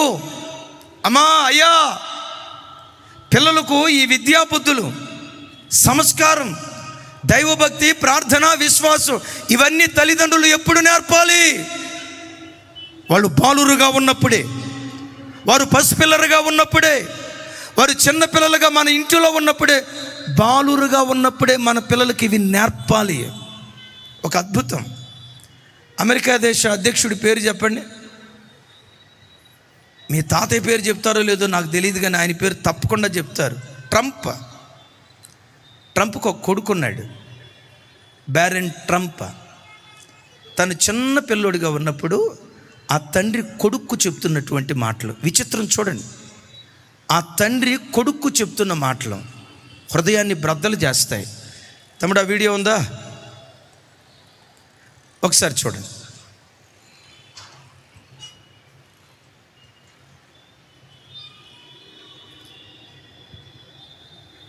Voice.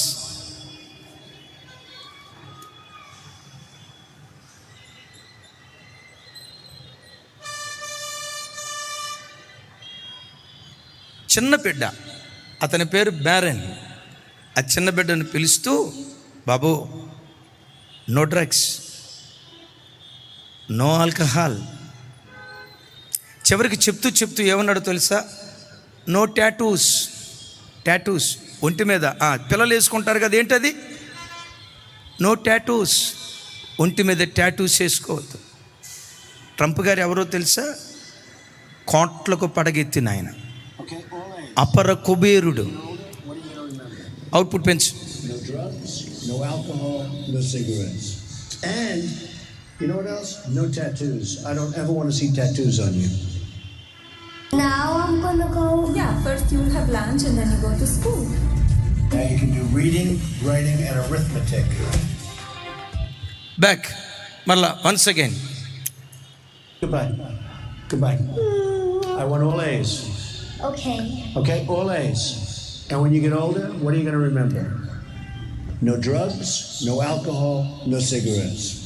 And you know what else? No tattoos. I don't ever want to see tattoos on you. Now I'm gonna go. Yeah, first you'll have lunch and then you go to school. Now you can do reading, writing, and arithmetic. Right. అందరం చప్పట్లు కొడుతూ దేవునికి స్తోత్రాలు చెప్దాం. గట్టిగా గంభీరంగా చప్పట్లు కొడుతూ. కోట్లకు పడగెత్తిన తండ్రి తన బిడ్డకు చెప్తున్న మాట, నానా, నేను కోట్లు సంపాదించా, నీవు కూడా కోట్లు సంపాదించాలి. కాదు. నేను 10 ఇండస్ట్రీస్ స్థాపించా, నువ్వు 100 ఇండస్ట్రీస్ స్థాపించాలి. కాదు. అది కాదు. ఏం చెప్తున్నాడో తెలుసా?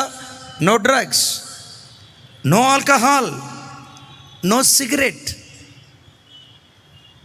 No tattoos. ఈ రోజుల్లో ఏ పిల్లలు చూడండి, కోట్లకు పడగెత్తిన తండ్రి తన బిడ్డకు ఆ మాట చెప్పాడంటే, త్రాగుబోతు తండ్రి తన కొడుకు త్రాగొద్దు అని చెప్పగలుగుతాడా? తిరుగుబోతు తండ్రి తన బిడ్డకు తిరగొద్దని చెప్పగలుగుతాడా? ఆల్కహాల్కి బానిసైన వ్యక్తి ఆ తండ్రి ఒరే బాబు ఆల్కహాల్ ముట్టుకోవద్దు అని చెప్పగలుగుతాడా? తన పిల్లలకు ఆ నీతి మాటలు చెప్పగలిగాడంటే ఆ తండ్రి కూడా అంత నీతి విలువల్లో బ్రతికాడు గనుక. యేసయ్యకు మహిమ కలుగును గాక. బాలుడు నడవవలసిన త్రోవవానికి నేర్పు, పెద్దవాడైన తర్వాత వాడు దానిలో నుండి తొలగిపోడు. జస్ట్ 15 days బ్యాక్ నేను అనకాపల్లి ప్రాంతానికి వెళ్ళాను. మేబీ ఆ సహోదరుడు ఇక్కడ ఉండుంటారు, ప్రొఫెసర్ విజయ్ కుమార్ గారు. ఒకవేళ ఉంటే చేయి పైకి ఎత్తండి. విజయ్ కుమార్ గారు, నేను జస్ట్ థ్యాంక్ యూ, కొంచెం అక్కడ నిలబడండి అయ్యా. వాళ్ళ ప్రాంతానికి వెళ్ళాను. యూత్ కాన్ఫరెన్స్ జరిగింది. కొన్ని వందల మంది యవ్వన బిడ్డలు వచ్చారు. కొంచెం ఇటండి. బహు ఆశీర్వాదకరంగా జరిగింది. ఆ మీటింగ్ ముగించుకొని నేను వైజాగ్ ఎయిర్పోర్ట్కి వస్తున్నాను. వచ్చేటప్పుడు ఆ ప్రాంతం దాటక మునిపే ఒక ఆయన చెప్తున్నాడు, అన్నయ్య ఈ మధ్య మా ప్రాంతం అనకాపల్లి ప్రాంతంలో బహు ఘోరమైన సంగతి జరిగింది. ఏం జరిగింది బాబు? 8వ తరగతి చదివే 12 సంవత్సరాల చిన్నబ్బాయి, 13 సంవత్సరాల చిన్నబ్బాయి 5 సంవత్సరాల పసిబిడ్డని పాడు చేశాడు. ఏ బిడ్డనయ్యా? 5 సంవత్సరాల వయసులో ఉన్న బిడ్డని. ఎవరు? 8వ తరగతి చదివే 12-13 సంవత్సరాల అబ్బాయి. ఎక్కడ జరిగిందయ్యా? మా అనకాపల్లి ప్రాంతంలోనే. ఒక ఊరి పేరు చెప్పాడు. ఇక వివరాలు ఎందుకు? పోలీసు వాళ్ళకి అర్థం కాక అసలు ఈ వయసులో ఇలా తప్పు చేయాలనే ఆలోచన నీకు ఎట్లా వచ్చిందిరా అని వాళ్ళకి అర్థం కాక జుట్టు బీక్కుంటూ ఇలా తప్పు చేయాలనే ఆలోచన నీకు ఎట్లా వచ్చిందిరా అని ఆ బిడ్డను అడిగితే ఆ బిడ్డ చెప్తాడట, ఒకరోజు మా అమ్మ లేనప్పుడు మా అమ్మ సెల్ ఫోన్ తీసుకున్నా. మా అమ్మ సెల్ ఫోన్ గ్యాలరీ వెతికితే అన్నీ న్యూడ్ ఫొటోస్, ఫోర్నోగ్రఫీ ఫొటోస్, అశ్లీలమైన బూతు బొమ్మల వీడియో చూసి నాకు అలా చేయాలనిపించింది, చేసేసాను. తల్లి అనే పేరుకు మచ్చ తెచ్చిందా తల్లి? ఈ పాపం ఎక్కడ నేర్చుకున్నావురా? ఇలా పాపం చేయాలని ఆలోచన నీకు ఎక్కడి నుంచి వచ్చిందిరా? నా తల్లి సెల్ ఫోన్ చూస్తే, తల్లి ఈ రాత్రి నీ ఫోన్లో ఏమున్నాయి? సూటిగా దైవజనుడిగా దేవుని ప్రతినిధిగా ఈ రాత్రి నేను అడుగుతున్న మాట, ఈ రాత్రి నీ సెల్ ఫోన్ ఓపెన్ చేస్తే నీ ఫోన్లో ఏమున్నాయి? ఓ పురుషుడా, నీ సెల్ ఫోన్ లాక్క ఏంటంటారు, పాస్వర్డ్ ఏదో అంటారు కదన్నా. భార్య పాస్వర్డ్ భర్తకు తెలియదు, భర్త పాస్వర్డ్ భార్యకు తెలియదు. ఇది ఒక సిదంబర రహస్యం. కొంతమంది అంటారు అది ఒక్కటే అడక్కు, నువ్వేమడిగినా చెప్తా. ఏ ఒక్కటే? నా పాస్వర్డ్. నా పర్సనల్ లైఫ్లోకి నువ్వు అడుగు పెట్టద్దు. నీ పర్సనల్ లైఫ్లోకి నేను అడుగు పెట్టను. ఒకరి ఫోన్ పాస్వర్డ్ ఒకరికి తెలియకుండా చీకటి బ్రతుకులు బ్రతుకుతున్న రోజులు. అయ్యా ఈ చిన్న బిడ్డకి పాపం ఎలా తెలిసిందయ్యా అడిగితే విచిత్రం, తల్లి ఫోన్లో చూశాడట.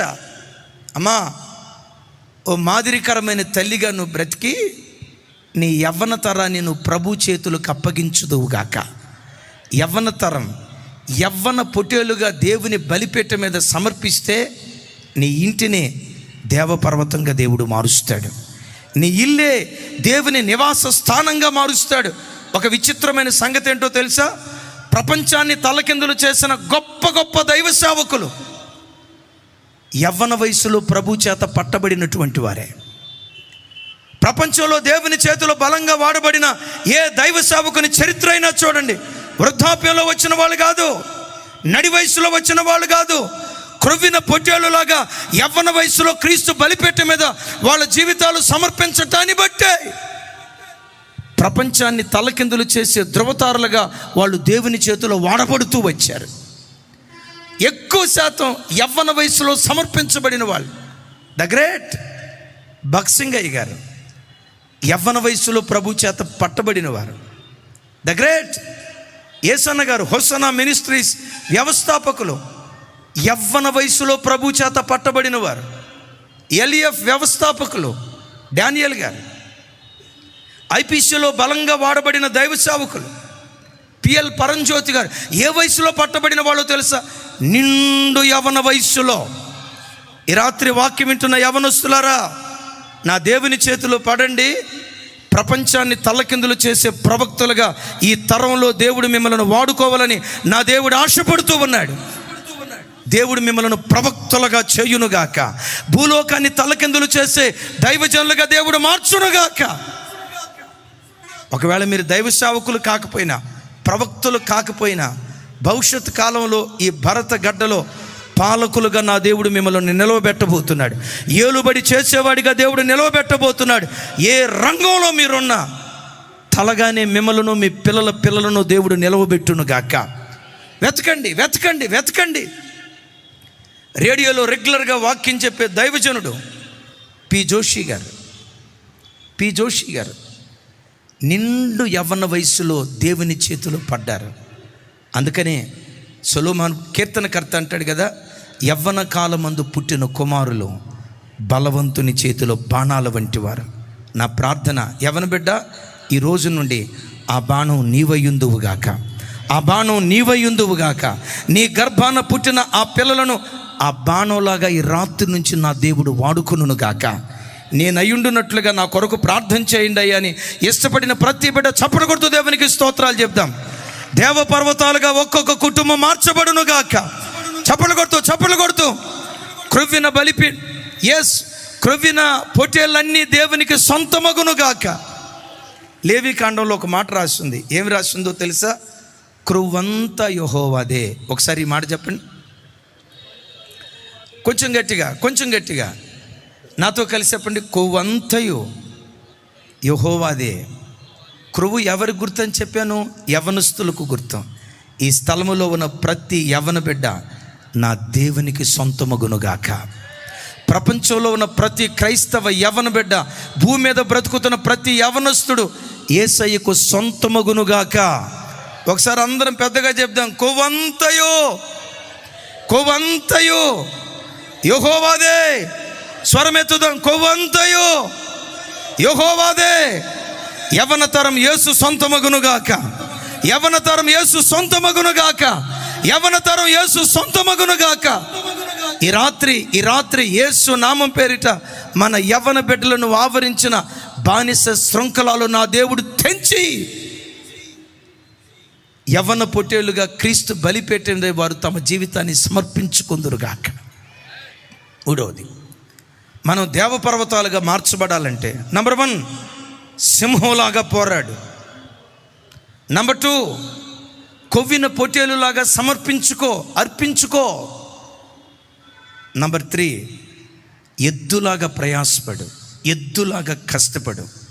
బాషాను బలమైన ఎద్దులకు నివాస స్థానం. చూడండి ఆ మాట, కీర్తనల గ్రంథం 22వ కీర్తన 12వ చరణం నేను చదువుతాను. నాతో కలిసి అందరూ ఈ మాట చెప్పడానికి ప్రయత్నం చేయండి. అందరూ నాతో కలిసి వృషభములు అనేకములు నన్ను చుట్టుకొని ఉన్నవి. ఇక్కడ నుంచి పెద్దగా, బాషాను దేశపు బలమైన వృషభములు నన్ను ఆవరించి ఉన్నవి. ఏం ఆవరించాయట? చెప్పాలి. బాషాను దేశపు బలమైన వృషభములు అంటే ఎద్దులు.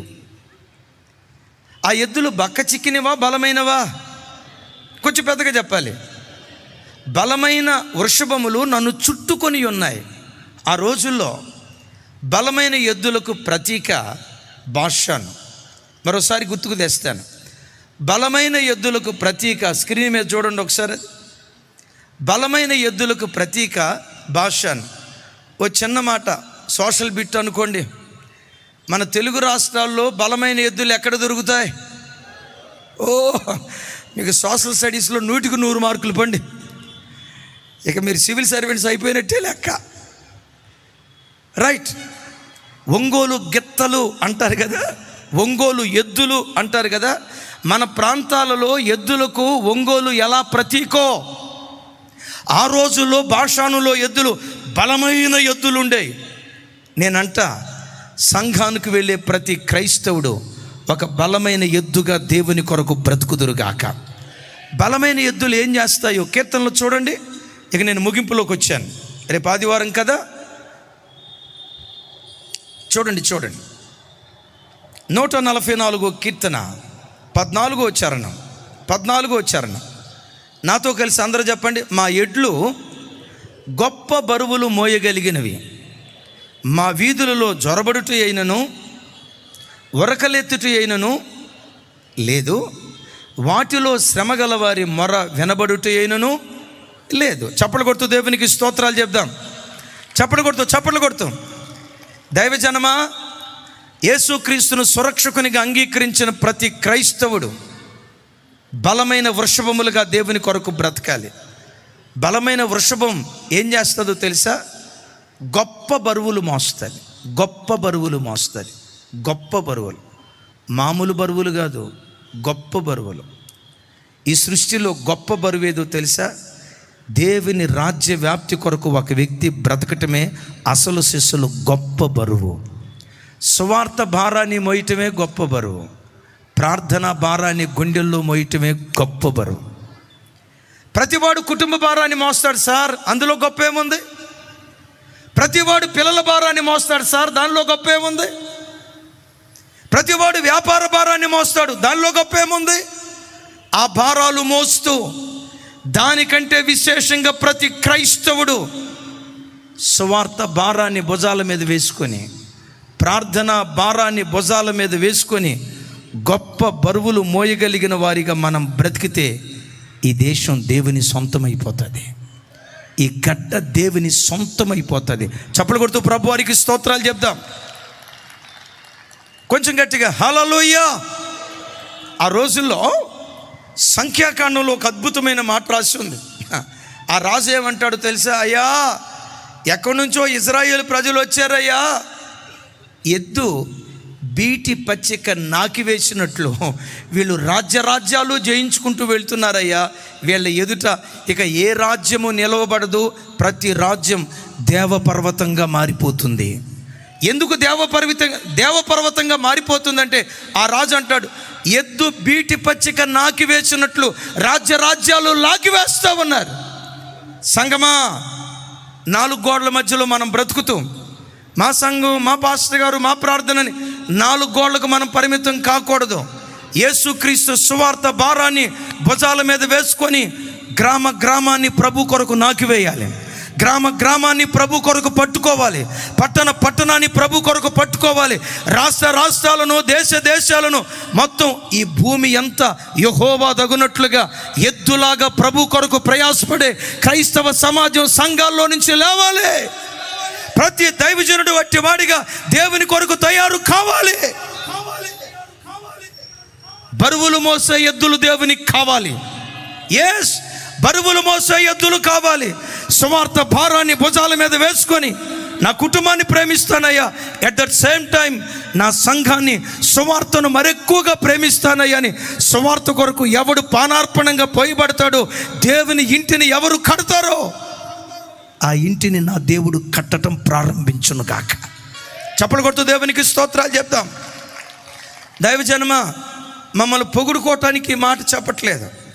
మేము పరిచర్యకు వచ్చిన ఆ దినం నుండి ఈరోజు వరకు మా గుండెల నిండా ప్రభు పెట్టిన భారం యేసుక్రీస్తు సువార్తను గ్రామాలకు, పట్టణాలకు, జిల్లాలకు, రాష్ట్రాలకు దేవుని వాక్యాన్ని మోసుకొని వెళ్ళాలని దేవుని కృప కొన్ని లక్షల రూపాయలు దేవుని రాజ్య వ్యాప్తి కొరకు వెదజల్లుతున్నాం. మీరు అనుకోవచ్చు, దేవుని రాజ్య వ్యాప్తి కొరకు లక్షల రూపాయలు వెదజల్లుతున్నారంటే వీళ్ళ అమ్మా నాన్నలు, వీళ్ళ తల్లిదండ్రులు ఇచ్చిన డబ్బేమో అని అనుకునేరు గాక. మా తల్లిదండ్రులు సాధారణమైన జీవితం, ఏం కోటీశ్వరులు ఏం కాదు. తల్లిదండ్రుల దగ్గర నుంచి తీసుకొచ్చిన డబ్బుతో కాదు ఈ సేవ చేస్తూ ఉంది. మా పరిచర్యలో బరువులు మోయగలిగిన బాషాను లాంటి గొప్ప వృషభాలను ఈ పరిచర్యకు దేవుడు వరంగా దయచేశాడు. ఆ బిడ్డలు ఎద్దులాగా ప్రభు కొరకు నిలవబట్టాన్ని బట్టే ప్రతి పట్టణంలో సువార్త కొడికలు ఏర్పాటు చేయడానికి దేవుడు సహాయం చేశాడు. ఈరోజు మీటింగ్కి భీమవరం ప్రాంతం నుంచి ఒక ఆయన వచ్చారు. పేరు చెప్పను కానీ ఆయన ఒక్కడే దరిదాపుగా 10-12 లక్షల రూపాయలు ఖర్చు పెట్టి భీమవరం ప్రాంతంలో మీటింగ్ ఏర్పాటు చేశాడు. గత మాసం కామారెడ్డిలో మీటింగ్ పెట్టాం. ఆ మీటింగ్ ఖర్చు 2 కుటుంబాలు, ఒక స్కూల్ ప్రిన్సిపల్, మా మందిరానికి వచ్చే రాళ్ళు కొట్టుకునే పనిచేసే ఒక సాధారణమైన పేద వ్యక్తి ఆ సువార్త భారాన్ని భుజాల మీద వేసుకొని ఎన్ని లక్షల రూపాయలు ఖర్చు అయినాయో ఆ ఖర్చంతా బిడ్డలు భరించారు. క్రైస్తవ సంఘమా, సంఘాలలో నుండి వృషభాలు లేవాలి. గొప్ప బరువులు మోయగలిగే వృషభాలు దేవుని కొరకు లేవాలి. సువార్త కాంక్షతో రగిలే వ్యక్తులు సంఘాలలో నుంచి లేవాలి. యేసయ్యకి మహిమ కలుగును గాక. చాలామంది అడుగుతారు, అన్నయ్య అసలు ఇమ్మాన్యుయల్ మినిస్ట్రీస్ ద్వారా మీరు ఇంత పరిచర్య ఎలా చేయగలుగుతున్నారు? కొంతమంది అంటారు, ప్రతిరోజు ఉదయం 5 గంటలకి ఇమ్మాన్యుయల్ మినిస్ట్రీస్ వర్తమానం కొరకు ఎదురు చూస్తామన్నయ్య. నిన్నే ఒక తమ్ముడు వచ్చి చెప్తున్నాడు. ఆ తమ్ముడు చెప్తూ ఏమన్నాడు తెలుసా? ఒక విచిత్రం. ఈ గుండె రాతి గుండె అన్నా, ప్రపంచంలో ఎవడు కరిగించలేడు, ఎవడు నన్ను కరిగించలేడు, నన్ను మార్చలేడు అని నేను అనుకున్నా. ఇది రాతి హృదయం. అమ్మను లెక్కేసేవాడిని కాదు, నాన్నను లెక్కేసేవాడిని కాదు. నన్ను చూసి వాళ్ళు భయపడాలే కానీ నేను ఎవరిని చూసి భయపడను. అలాంటి కఠినమైన గుండె. ఆ తమ్ముడు చెప్తూ ఇలాంటి కఠినమైన గుండెను బ్రద్దలు చేసింది ఇమ్మాన్యుయల్ మినిస్ట్రీస్ ద్వారా దేవుడు అందించిన వర్తమానం ఈ రాతి హృదయాన్ని బ్రద్దలు చేసింది అంటాడు. నాలాంటి వాడు అసలు మారడు. ఏం పేరు రాజా ఆయన పేరు? నాలాంటి వాడు అసలు మారడు. నేను మావులోని కాదు, నన్ను చూసి అందరూ భయపడాలి కానీ నేను ఎవరిని చూసి భయపడను అంటూ అన్నాడు.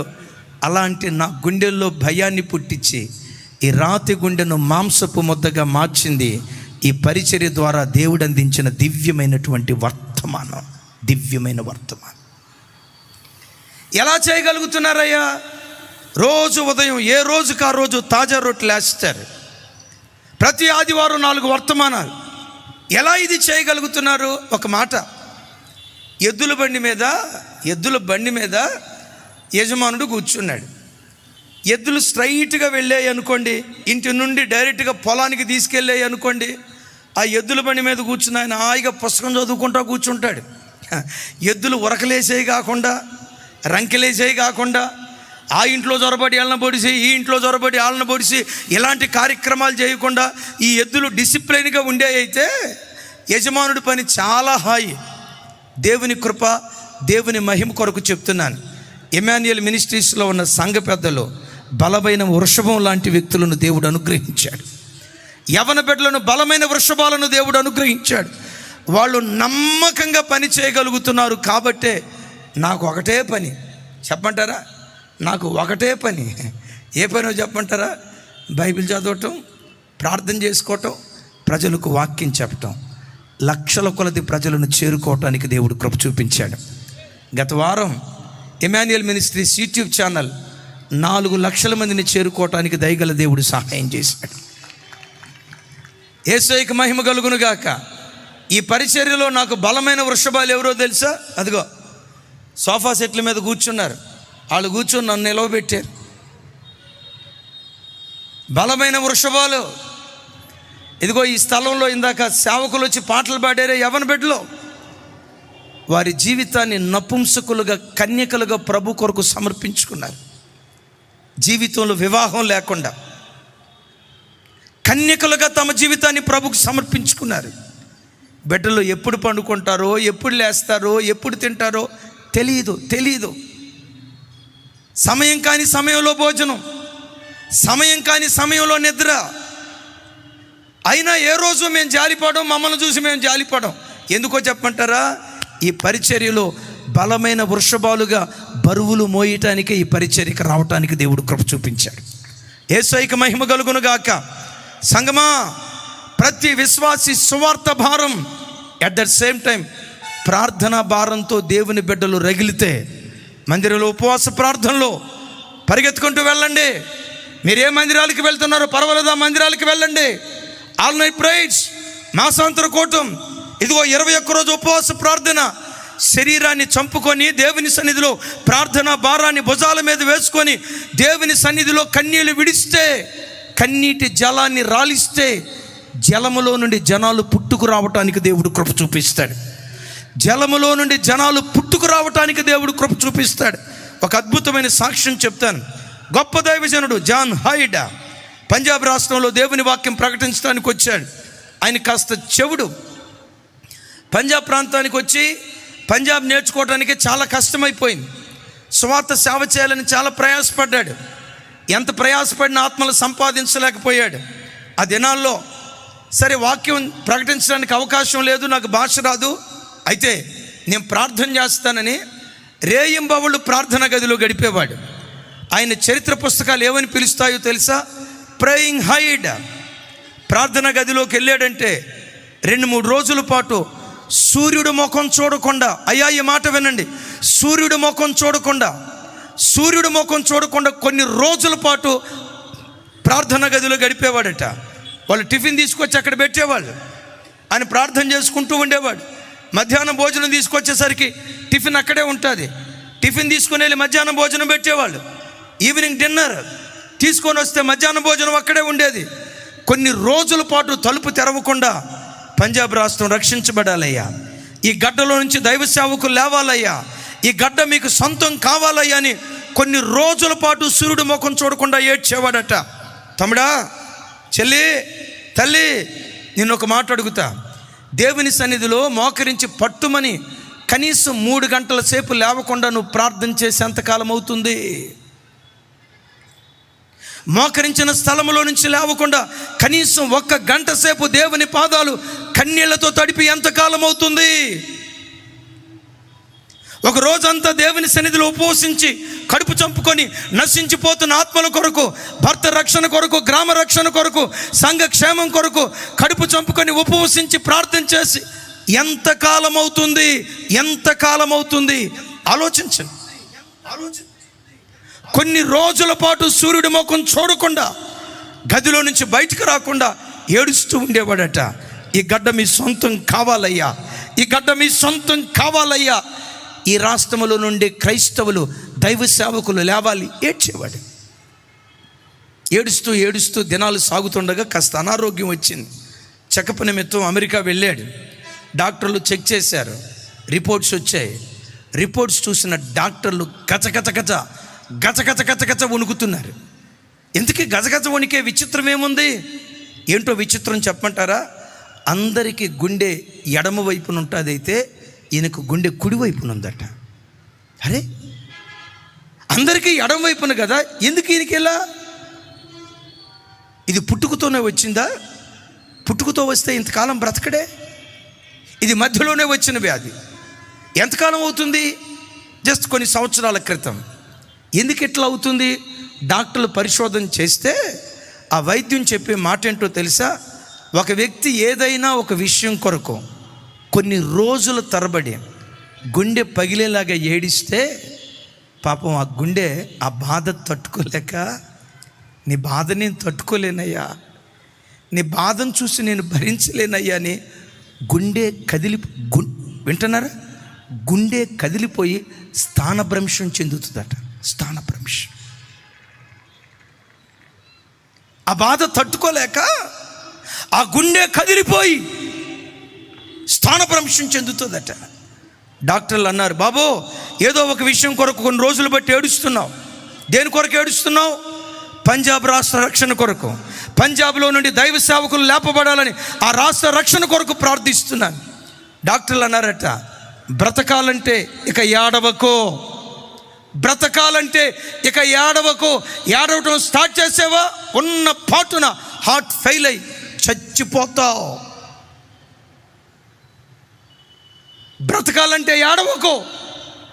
డాక్టర్లతో చెప్పాడట, చనిపోయే ఆఖరి క్షణం వరకు ఏడుస్తూనే ఉంటానయ్యా, ఆ ఏడుపు మధ్యలోనే నా ఆఖరి శ్వాస విడిచిపెడతానయ్యా అని పంజాబ్ రాష్ట్ర రక్షణ కొరకు ఆ గడ్డల నుండి సేవకులు లేవాలని ప్రార్థించాడు. ఆ దైవజనుడు త్వరగా చనిపోయాడు. అద్భుతం తెలుసా?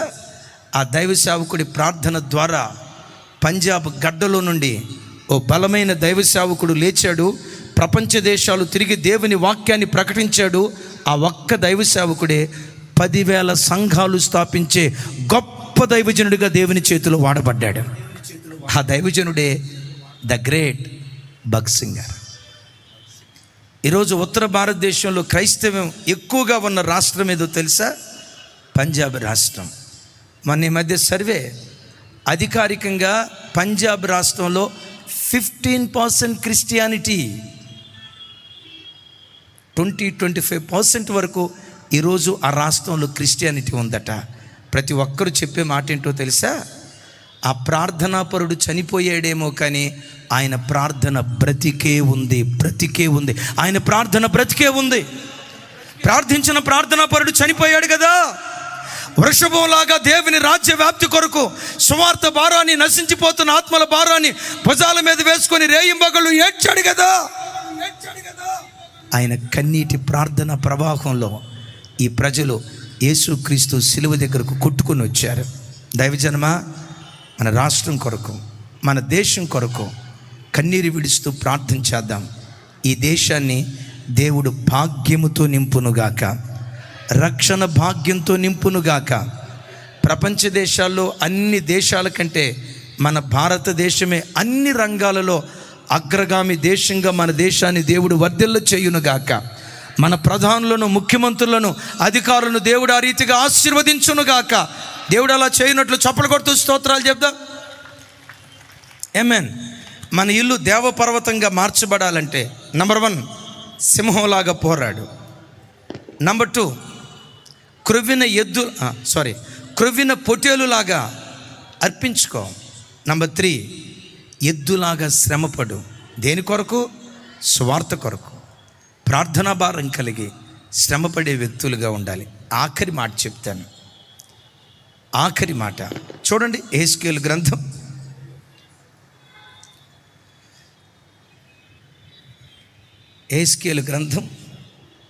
27వ అధ్యాయం 6వ వచనం. నాతో కలిసి చెప్పండి. బాషాను యొక్క సింధూరం రాను చేత నీ కోలలు చేయుదురు. తలలు పైకెత్తండి. నేను ముగించిపోతున్నాను. పరిశుద్ధ గ్రంథమైన బైబిల్లో బాషాను సింధూర వృక్షాలకు ప్రసిద్ధి. అమెరికా దేశ జాతీయ వృక్షం సింధూరం, ఓక్ ట్రీ అని ఇంగ్లీష్లో అంటారు. ఈ సింధూరపు చెట్టులో ఉన్న ప్రత్యేకత ఏంటో తెలుసా? ఏ చెట్టులో లేని ఓ ప్రత్యేకమైన లక్షణం సింధూరపు చెట్టులో ఉంటుంది. ఏంటయ్యా లక్షణం అంటే, ఏ చెట్టు అయినా ఆకులన్నీ రాలిపోయిన తర్వాత, రాలిపోయిన ఆ స్థలంలో నుంచి ఆ చిగురు కొంచెం పెద్దదై ఆకు ప్రారంభమవుతుంది. ఉన్న ఆకులన్నీ రాలిపోయిన తర్వాత, ఈ మాట చూడండి, ఉన్న ఆకులన్నీ రాలిపోయిన తర్వాత రాలిపోయిన స్థలంలో నుంచి కొత్త చిగురు ప్రారంభమై అది తర్వాత ఆకుగా మారిపోతుంది. సింధూరంలో ఉన్న ప్రత్యేకత ఏంటో తెలుసా? ఉన్న ఆకు రాలిపోక మునిపే ఇంకొక 1-2 నెలల్లో ఆకు రాలిపోబోతుంది, ఓ 3 నెలల్లో రాలిపోబోతుంది అని అనుకోగానే ఆ రాలిపోబోయే ఆకులో నుంచి ముందుగానే ఒక చిగురు ప్రారంభమవుతుంది. ఆ చిగురు పెరిగి పెరిగి పెరిగి అది ఆకుగా మారిపోబోయే ఆఖరి క్షణాల్లో పాత ఆకు రాలిపోతుంది. సహజంగా ఏ చెట్టులోనైనా ఆకులన్నీ రాలిపోయిన తర్వాత క్రొత్త ఆకులు పుట్టుకొస్తాయి. కానీ దీనిలోకి వచ్చేసరికి ఆ ఆకులు రాలిపోక మునిపే చిగురు. దీన్ని ఆధ్యాత్మికంగా దేన్ని చెప్పొచ్చో తెలుసా?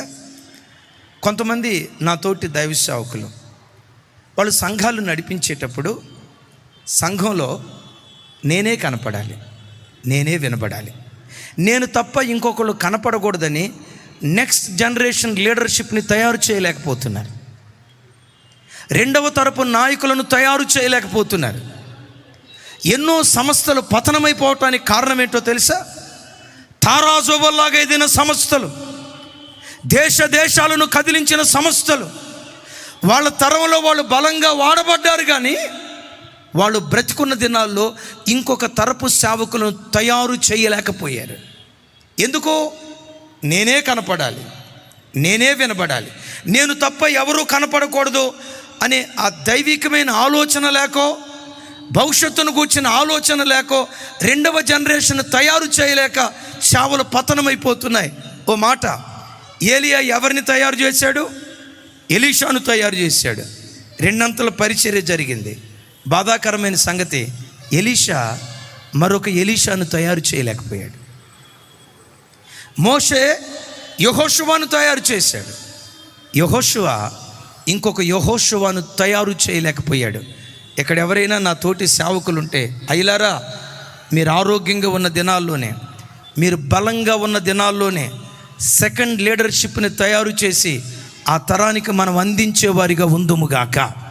కొంచెం గట్టిగా చెప్తాం ఆమేన్. రెండవ జనరేషన్ని తయారు చేయాలి. అయితే ఈ రెండవ జనరేషన్ తయారు చేసేటప్పుడు ఏ నాయకుడు కూడా, నేను కనపడ్డాను, తర్వాత నా పిల్లలే కనపడాలి, నా కొడుకులే కనపడాలి, నా కూతురులే కనపడాలి, వీళ్ళు తప్ప ఇంకెవరూ కనపడకూడదు అనే ఆలోచన ఒక సేవకుడిలో ఉంటే అది సింధూరపు వృక్షపు అనుభవాలు కాదు. నీ పిల్లలు తప్పకుండా కనపడాలి. సేవకుని పిల్లలు తప్పకుండా సేవకులు కావాలి. సేవకుని కుమార్తెలు తప్పకుండా సేవకురాలు కావాలి. నీ పిల్లలను సేవకులుగా తయారు చేసి నీ దగ్గర తర్ఫీదైన సేవకులను కూడా ఒక బలమైన సేవకులుగా ఆ తరానికి మనం అందించేవారిగా ఉండాలి. యేసయ్యకు మహిమ కలుగును గాక. క్రైస్తవ జనమా, కొంచెం ఈ మాట మనసు పెట్టి ఆలోచించండి. ఈరోజు ప్రపంచంలో ఎక్కడ చూసినా సేవ పేరిట కుటుంబాలు కట్టుకుంటున్నారు. అన్ని సంవత్సరాల సేవకుడు కష్టపడి సేవ చేసి రైట్ కష్టపడ్డాడు, బలమైన సేవకుడు అయ్యాడు. కానీ ఆ సేవకుడు ఎంతమంది సేవకులను తయారు చేశాడు? తన పిల్లలను తప్ప ఇంకెవ్వరిని సేవకులుగా తయారు చేయట్లా. ఆ తర్వాత ప్లాట్ఫామ్ వాళ్ళ కొడుక్కి, వాళ్ళ కూతురికి ఇవ్వకూడదా? తప్పకుండా ఇవ్వాలి. డాక్టర్ కొడుకు డాక్టర్ అవుతున్నాడు, ఇంజనీర్ కొడుకు ఇంజనీర్ అవుతున్నాడు, ఎమ్మెల్యే కొడుకు ఎమ్మెల్యే అవుతున్నాడు, ముఖ్యమంత్రి కొడుకు ముఖ్యమంత్రి అవుతున్నాడు. అట్ ద సేమ్ టైం సేవకుని కొడుకు సేవకుడు కావాలి. కానీ నీ పిల్లలే సేవకులు కావాలి. ఇది దయ్యపు ఆలోచన. ప్రతి సేవకుడు అనేక మంది సేవకులను తయారు చేసి తన కుమారులకు ఇచ్చిన సముచిత స్థానం తన దగ్గర తర్ఫీదైన సేవకులు పిల్లలకు కూడా ఇచ్చేవాడే నిజమైనటువంటి దైవజనుడు. చాలామంది నన్ను అడుగుతారు, అయ్యా మీరు రాజశేఖరయ్య గారికి పెద్ద కొడుకా అని. చాలామంది అవునయ్యా పెద్ద కొడుకునే అంట. ఎంతమంది కొడుకులయ్యా మీ నాన్నకంటారు. అదే రాజశేఖర గారికి ఎంతమంది కొడుకులయ్యా అంటారు. నేను చెప్తా, 2 కొడుకులయ్యా, నేను పెద్ద కొడుకుని, రెండవ కొడుకు ప్రశాంత్ అన్న అని అన్నా. మాట్లాడతా అయ్యా మీరు మదనపల్లిలోనే చదువుకున్నారా అన్నారు. మదనపల్లిలో చదువుకోలేదయ్యా, ఏలూరులో పాలిటెక్నిక్ చేశాను, హైదరాబాద్లో ఇంజనీరింగ్ చేశాను, చిన్నప్పుడు పలానా చోట చదువుకున్నాను అన్నాను. మీ నాన్న మదనపల్లి అయితే మీది ఎట్లా గుంటూరు అన్నారు. నేను అన్నా, ఆయన నాకు ఆత్మీయంగా తండ్రి. ఆయన నా వైపు చూసి, నేను కన్న తండ్రి కాదా? కాదయ్యా.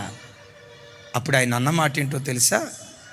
రాజశేఖరయ్య గారు నిజంగా ద రియల్ లీడర్. ఆయనతో కలిసి సేవ చేస్తూ మీరెంత బలమైన సేవకులుగా ఎదగటానికి ఆ దైవజనుడు ఎంత అవకాశం ఇచ్చాడంటే, నాయకుడంటే దైవజనుడైన రాజశేఖరయ్య గారు. A leader, nothing but a leader. A leader, nothing but a leader. నాయకుడు ఎప్పుడు నిచ్చెన వంటి వాడిగా ఉండాలి. నా పిల్లలే ఎక్కాలి, నా కూతురులే ఎక్కాలి, నా కొడుకులే ఎక్కాలి. అది సింధూరపు వృక్ష లక్షణం కాదు. చాలా చోట్ల చూడండి, అక్కడ సేవ చేసే సేవకుల పిల్లల చేత బానిసత్వపు పనులు చేయించి ఎంతకాలం సేవ చేసిన పరిచారకులే. వీళ్ళ కళ్ళ ముందు పుట్టి పెరిగిన పిల్లలు, వాళ్ళ కొడుకులు ఉంటారు చూసారా, స్టేజీ మీదకి వచ్చి పాటలు పాడుతూ ఆరాధన చేస్తూ ఉంటే 40 సంవత్సరాలు అక్కడ సేవ చేసిన సేవకులు బానిస పిల్లలుగా బ్రతుకుతున్నారు. ఇది వాక్యానుసారం కాదు. దేవుని పరిచర్య ఎలా ఉంటుందో టకమని చెప్పి నేను ముగిస్తాను. చూడండి, యేసుక్రీస్తు వారు పరిచర్య చేశారు. ఆయన పరిచర్య చేసి తన పరిచర్య ఎవరికి అప్పగించారో తెలుసా? 12 మంది అపోస్తులకు అప్పగించారు. ఆ 12 మంది అపోస్తులు యేసు ప్రభుకి ఏమన్నా చుట్టాలా, తోబుట్టువులా, అన్నదమ్ముళ్ళా, ఒక తల్లి కడుపున పుట్టిన వాళ్ళ? ఏమైనా రక్త సంబంధం ఉందా? నేను అంటాను, రక్త సంబంధం కాదు, వారి మధ్యలో ఉంది ఆత్మీయ సంబంధం. ఆత్మీయ సంబంధాన్ని బట్టి ఆ 12 పరిచర్య అప్పగించాడు. అఫ్కోర్స్ వాళ్ళలో యేసయ్యకు బంధువులు కూడా ఉండొచ్చు. బంధువులకు పరిచర్య అప్పగించకూడదు కాదు, నేను అంటలేదు. పిల్లలకు పరిచర్య అప్పగించకూడదు అని అంటలేదు. అప్పగించాలి, వారితో పాటు యోగ్యులను కూడా లేవనెత్తాలి. ఏం ఒక్కళ్ళు ఆమెనంటలా? చెప్పాలి గట్టిగా. గమనించండి, వారసత్వంగా వచ్చింది ఎట్టుంటుందో చెప్తాను. అలాగని అలా అందరూ ఉంటారని నేను చెప్పను. ఎంతోమంది సేవకులు తల్లిదండ్రుల దగ్గర నుంచి సేవ పుచ్చుకొని బలమైన పనిముట్లుగా వాడబడుతున్న సేవకులు ఉన్నారు, వాడబడాలి. ఎట్ దట్ సేమ్ టైం తన దగ్గర తర్ఫీదైన సేవకులకు కూడా చేయూతనిచ్చి, a leader nothing but a leader, ఒక నిచ్చెనలాగా అనేకులకు అవకాశం ఇచ్చేవాడే నిజమైన దైవజనుడు. ఓ రోజు ఒక చోట సేవకులు కోటానికి వెళ్ళాం. వాక్యం అంతా అయిపోయిన తర్వాత భోజనాన్ని కూర్చునేటప్పుడు ఒక కుర్ర పాస్టర్ యవనస్తుడు నా ప్రక్కనే కూర్చొని నా వైపు చూడండి ఒకసారి, నా వైపు చూస్తా అంటాడు. జెర్మే పాస్టర్ అంటే నువ్వేనా అన్నాడు. సహజంగా నేను మీరు అని ఎవరినైనా అంటా. జెర్మే పాస్టర్ అంటే నువ్వేనా అన్నాడు. అవును నేనేనయ్యా అన్న. అంటాడు, ఈ మధ్య భలే చెప్తున్నావే వాక్యం, నేను కూడా వింటాలే అప్పుడప్పుడు, ఏదో నన్ను బతికించడానికి అన్నట్టు చెప్తున్నాడు. నేను కూడా వింటాలే అప్పుడప్పుడు, భలే చెప్తున్నావే నేను కూడా వింటాలి అప్పుడప్పుడు అని అదో రకంగా మాట్లాడుతున్నాడు. ఎవరు ఈ మనిషి? కనీసం ఎట్లా మాట్లాడాలో కామన్ సెన్స్ కూడా లేదే. ఆయనకంటే 10 సంవత్సరాలు పెద్దోడితో ఇంకిత జ్ఞానం కూడా లేదే, ఏంటి ఇట్లా మాట్లాడుతున్నాడు అని లోపు ఒక ఆయన వచ్చి నా వైపు చూసి, అయ్యగారు ఈ అబ్బాయి ఎవరో తెలుసా? ఈయనకు 2 సంఘాలు అయ్యగారు, ఒక్కొక్క సంఘంలో 500 మంది వస్తారు అయ్యగారు, 2 సంఘాలు కలిపి 1000 మంది వస్తారు అన్నాడు. నాకు అనిపించింది, ఇంత చిన్న వయసులో 1000 మందిని సంపాదించాడంటే మరి మాట తీరు కూడా వచ్చి ఉండాలి కదా, ఎట్లా సంపాదించుంటాడు రా అని చూస్తా ఉన్నా. ఈలోపు ఇంకో పాస్టర్ గారు వచ్చి ఏమంటాడు తెలుసా? ఆ 2 సంఘాలు ఎట్లా వచ్చినాయో తెలుసా గారు? ఒకటేమో వాళ్ళ నాన్న ఇచ్చాడు, రెండోదేమో వాళ్ళ మామ ఇచ్చాడు కట్నం కింద. సంఘాన్ని కట్నం కింద. నేను అప్పుడు అనుకున్నా, క్రమశిక్షణలో పెరిగినోడికైతే దీనత్వం వచ్చేది, నలపబడిన వాడైతే దీనుడిగా బ్రతికేవాడు, శ్రమల్లో పుట్టిన వాడైతే దీనుడిగా బ్రతికేవాడు. ఒకేసారి కుర్చీ మీద కూర్చున్నాడు కదా, దీనత్వం ఏం తెలుస్తుంది? వారసత్వంగా సేవ రాకూడదా? 100కి 100 పాళ్ళు రావచ్చు. కానీ అట్ దట్ సేమ్ టైం అనేకులకు చేయూతనిచ్చి పైకి లేవనెత్తే సింధూరపు వృక్షాలుగా బ్రతికితే ఈ గడ్డ ప్రభువుకు సొంతం అవటానికి దేవుడు కృప చూపిస్తాడు. చప్పలు కొడుతూ ప్రభు వారికి స్తోత్రాలు చెప్దాం. మీరు ఎప్పుడైనా చూడండి, అలాంటి త్యాగపూరితమైన పరిచర్య ఏ ప్రాంతంలో ఉంటుందో ఆ పరిచర్యను దేవుడు తన నివాస స్థానంగా చేసుకుంటాడు. ఆ పరిచర్య దైవ పర్వతంగా మార్చబడుతుంది. నిత్యము దేవుడు దానిలో ఉంటాడు. ఆ పరిచర్య ఎప్పటికీ 30 60 100 ఫలించటానికి దేవుడు కృప చూపిస్తాడు. సంగమా, మీరు ఆలోచించాలని చెప్తున్నాను. పాల్ యాంగిచో ఓ మాట, పాల్ యాంగిచో గారి పేరు ఎంతమంది విన్నారు? ఒకసారి చేతుల పైకి ఎత్తండి అని అడగను, అందరికీ తెలుసు. తెలియని వాళ్ళు ఎవరున్నారు? పాల్ యాంగిచో గారు అందరికీ తెలుసు. ఆయన చనిపోతూ మీకు తెలుసు కదా, ప్రపంచ దేశాల్లో అతిపెద్ద సంఘం పాల్ యాంగిచో గారిది. ప్రపంచాన్ని తలకిందులు చేసిన దైవజనుడు.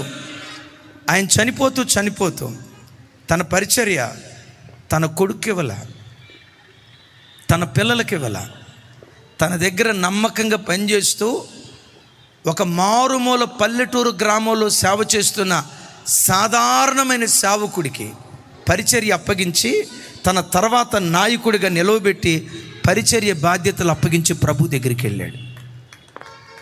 ఈరోజు చూడగలుగుతున్నామా ఇలాంటి సేవనే? నేను నా పిల్లలు నా పిల్లలు కనపడాలి, నా అల్లుడు కనపడాలి, నా కోడలు కనపడాలి. ఈ చట్టంలో బ్రతుకుతున్న వ్యక్తులను చూస్తున్నాం, కానీ సేవకులు తయారు చేయట్లా. సంగమా, విశ్వాసిని కనాలి, కాపరులను కనాలి, సేవకులను తయారు చేయాలి. అలాంటి సింధూర వృక్షాలు ఏ ప్రాంతంలో ఉంటాయో ఆ పరిచర్యలో దేవుడు ఉంటాడు. ఆ స్థలాలు దేవపర్వతాలుగా మార్చబడతాయి. చప్పటి కొడుతూ దేవునికి స్తోత్రాలు చెప్తాం. అలా మనం బ్రతికితే పాతాకు రాలిపోయినట్లుగా ఈ బాహ్య పురుషుడు రాలిపోతాడు. నవీన పురుషుడు యేసుక్రీస్తు వారు మనలో ఉద్భవించి మధ్యాకాశానికి వచ్చి ఆత్మయు పెండ్లి కుమార్తెయు ఇక్కడకు ఎక్కిరమ్మని ప్రభు పిలిచిన తోడనే రూపాంతరం చెంది మధ్యాకాశంలో ప్రభుని ఎదుర్కొనే భాగ్యం దయగల దేవుడు ఆ దేవపర్వతాలకు అనుగ్రహించునుగాక. ముగిస్తున్నాను. గడిచిన కాలాలలో మన ఇల్లు దయ్యాలు నివసించే ఇల్లుగా ఉంటే ఒక మాట అడగండి, దేవా ఈ రాత్రి నుండి దేవపర్వతంగా నా ఇల్లు మార్చబడాలి, మీరు నివసించే ఇల్లుగా నా ఇల్లు మార్చబడాలి, భాగ్యంతో నా కుటుంబం నింపబడాలి. అట్టి కృప ఒక్కొక్క బిడ్డకు దయగల దేవుడు అనుగ్రహించునుగాక.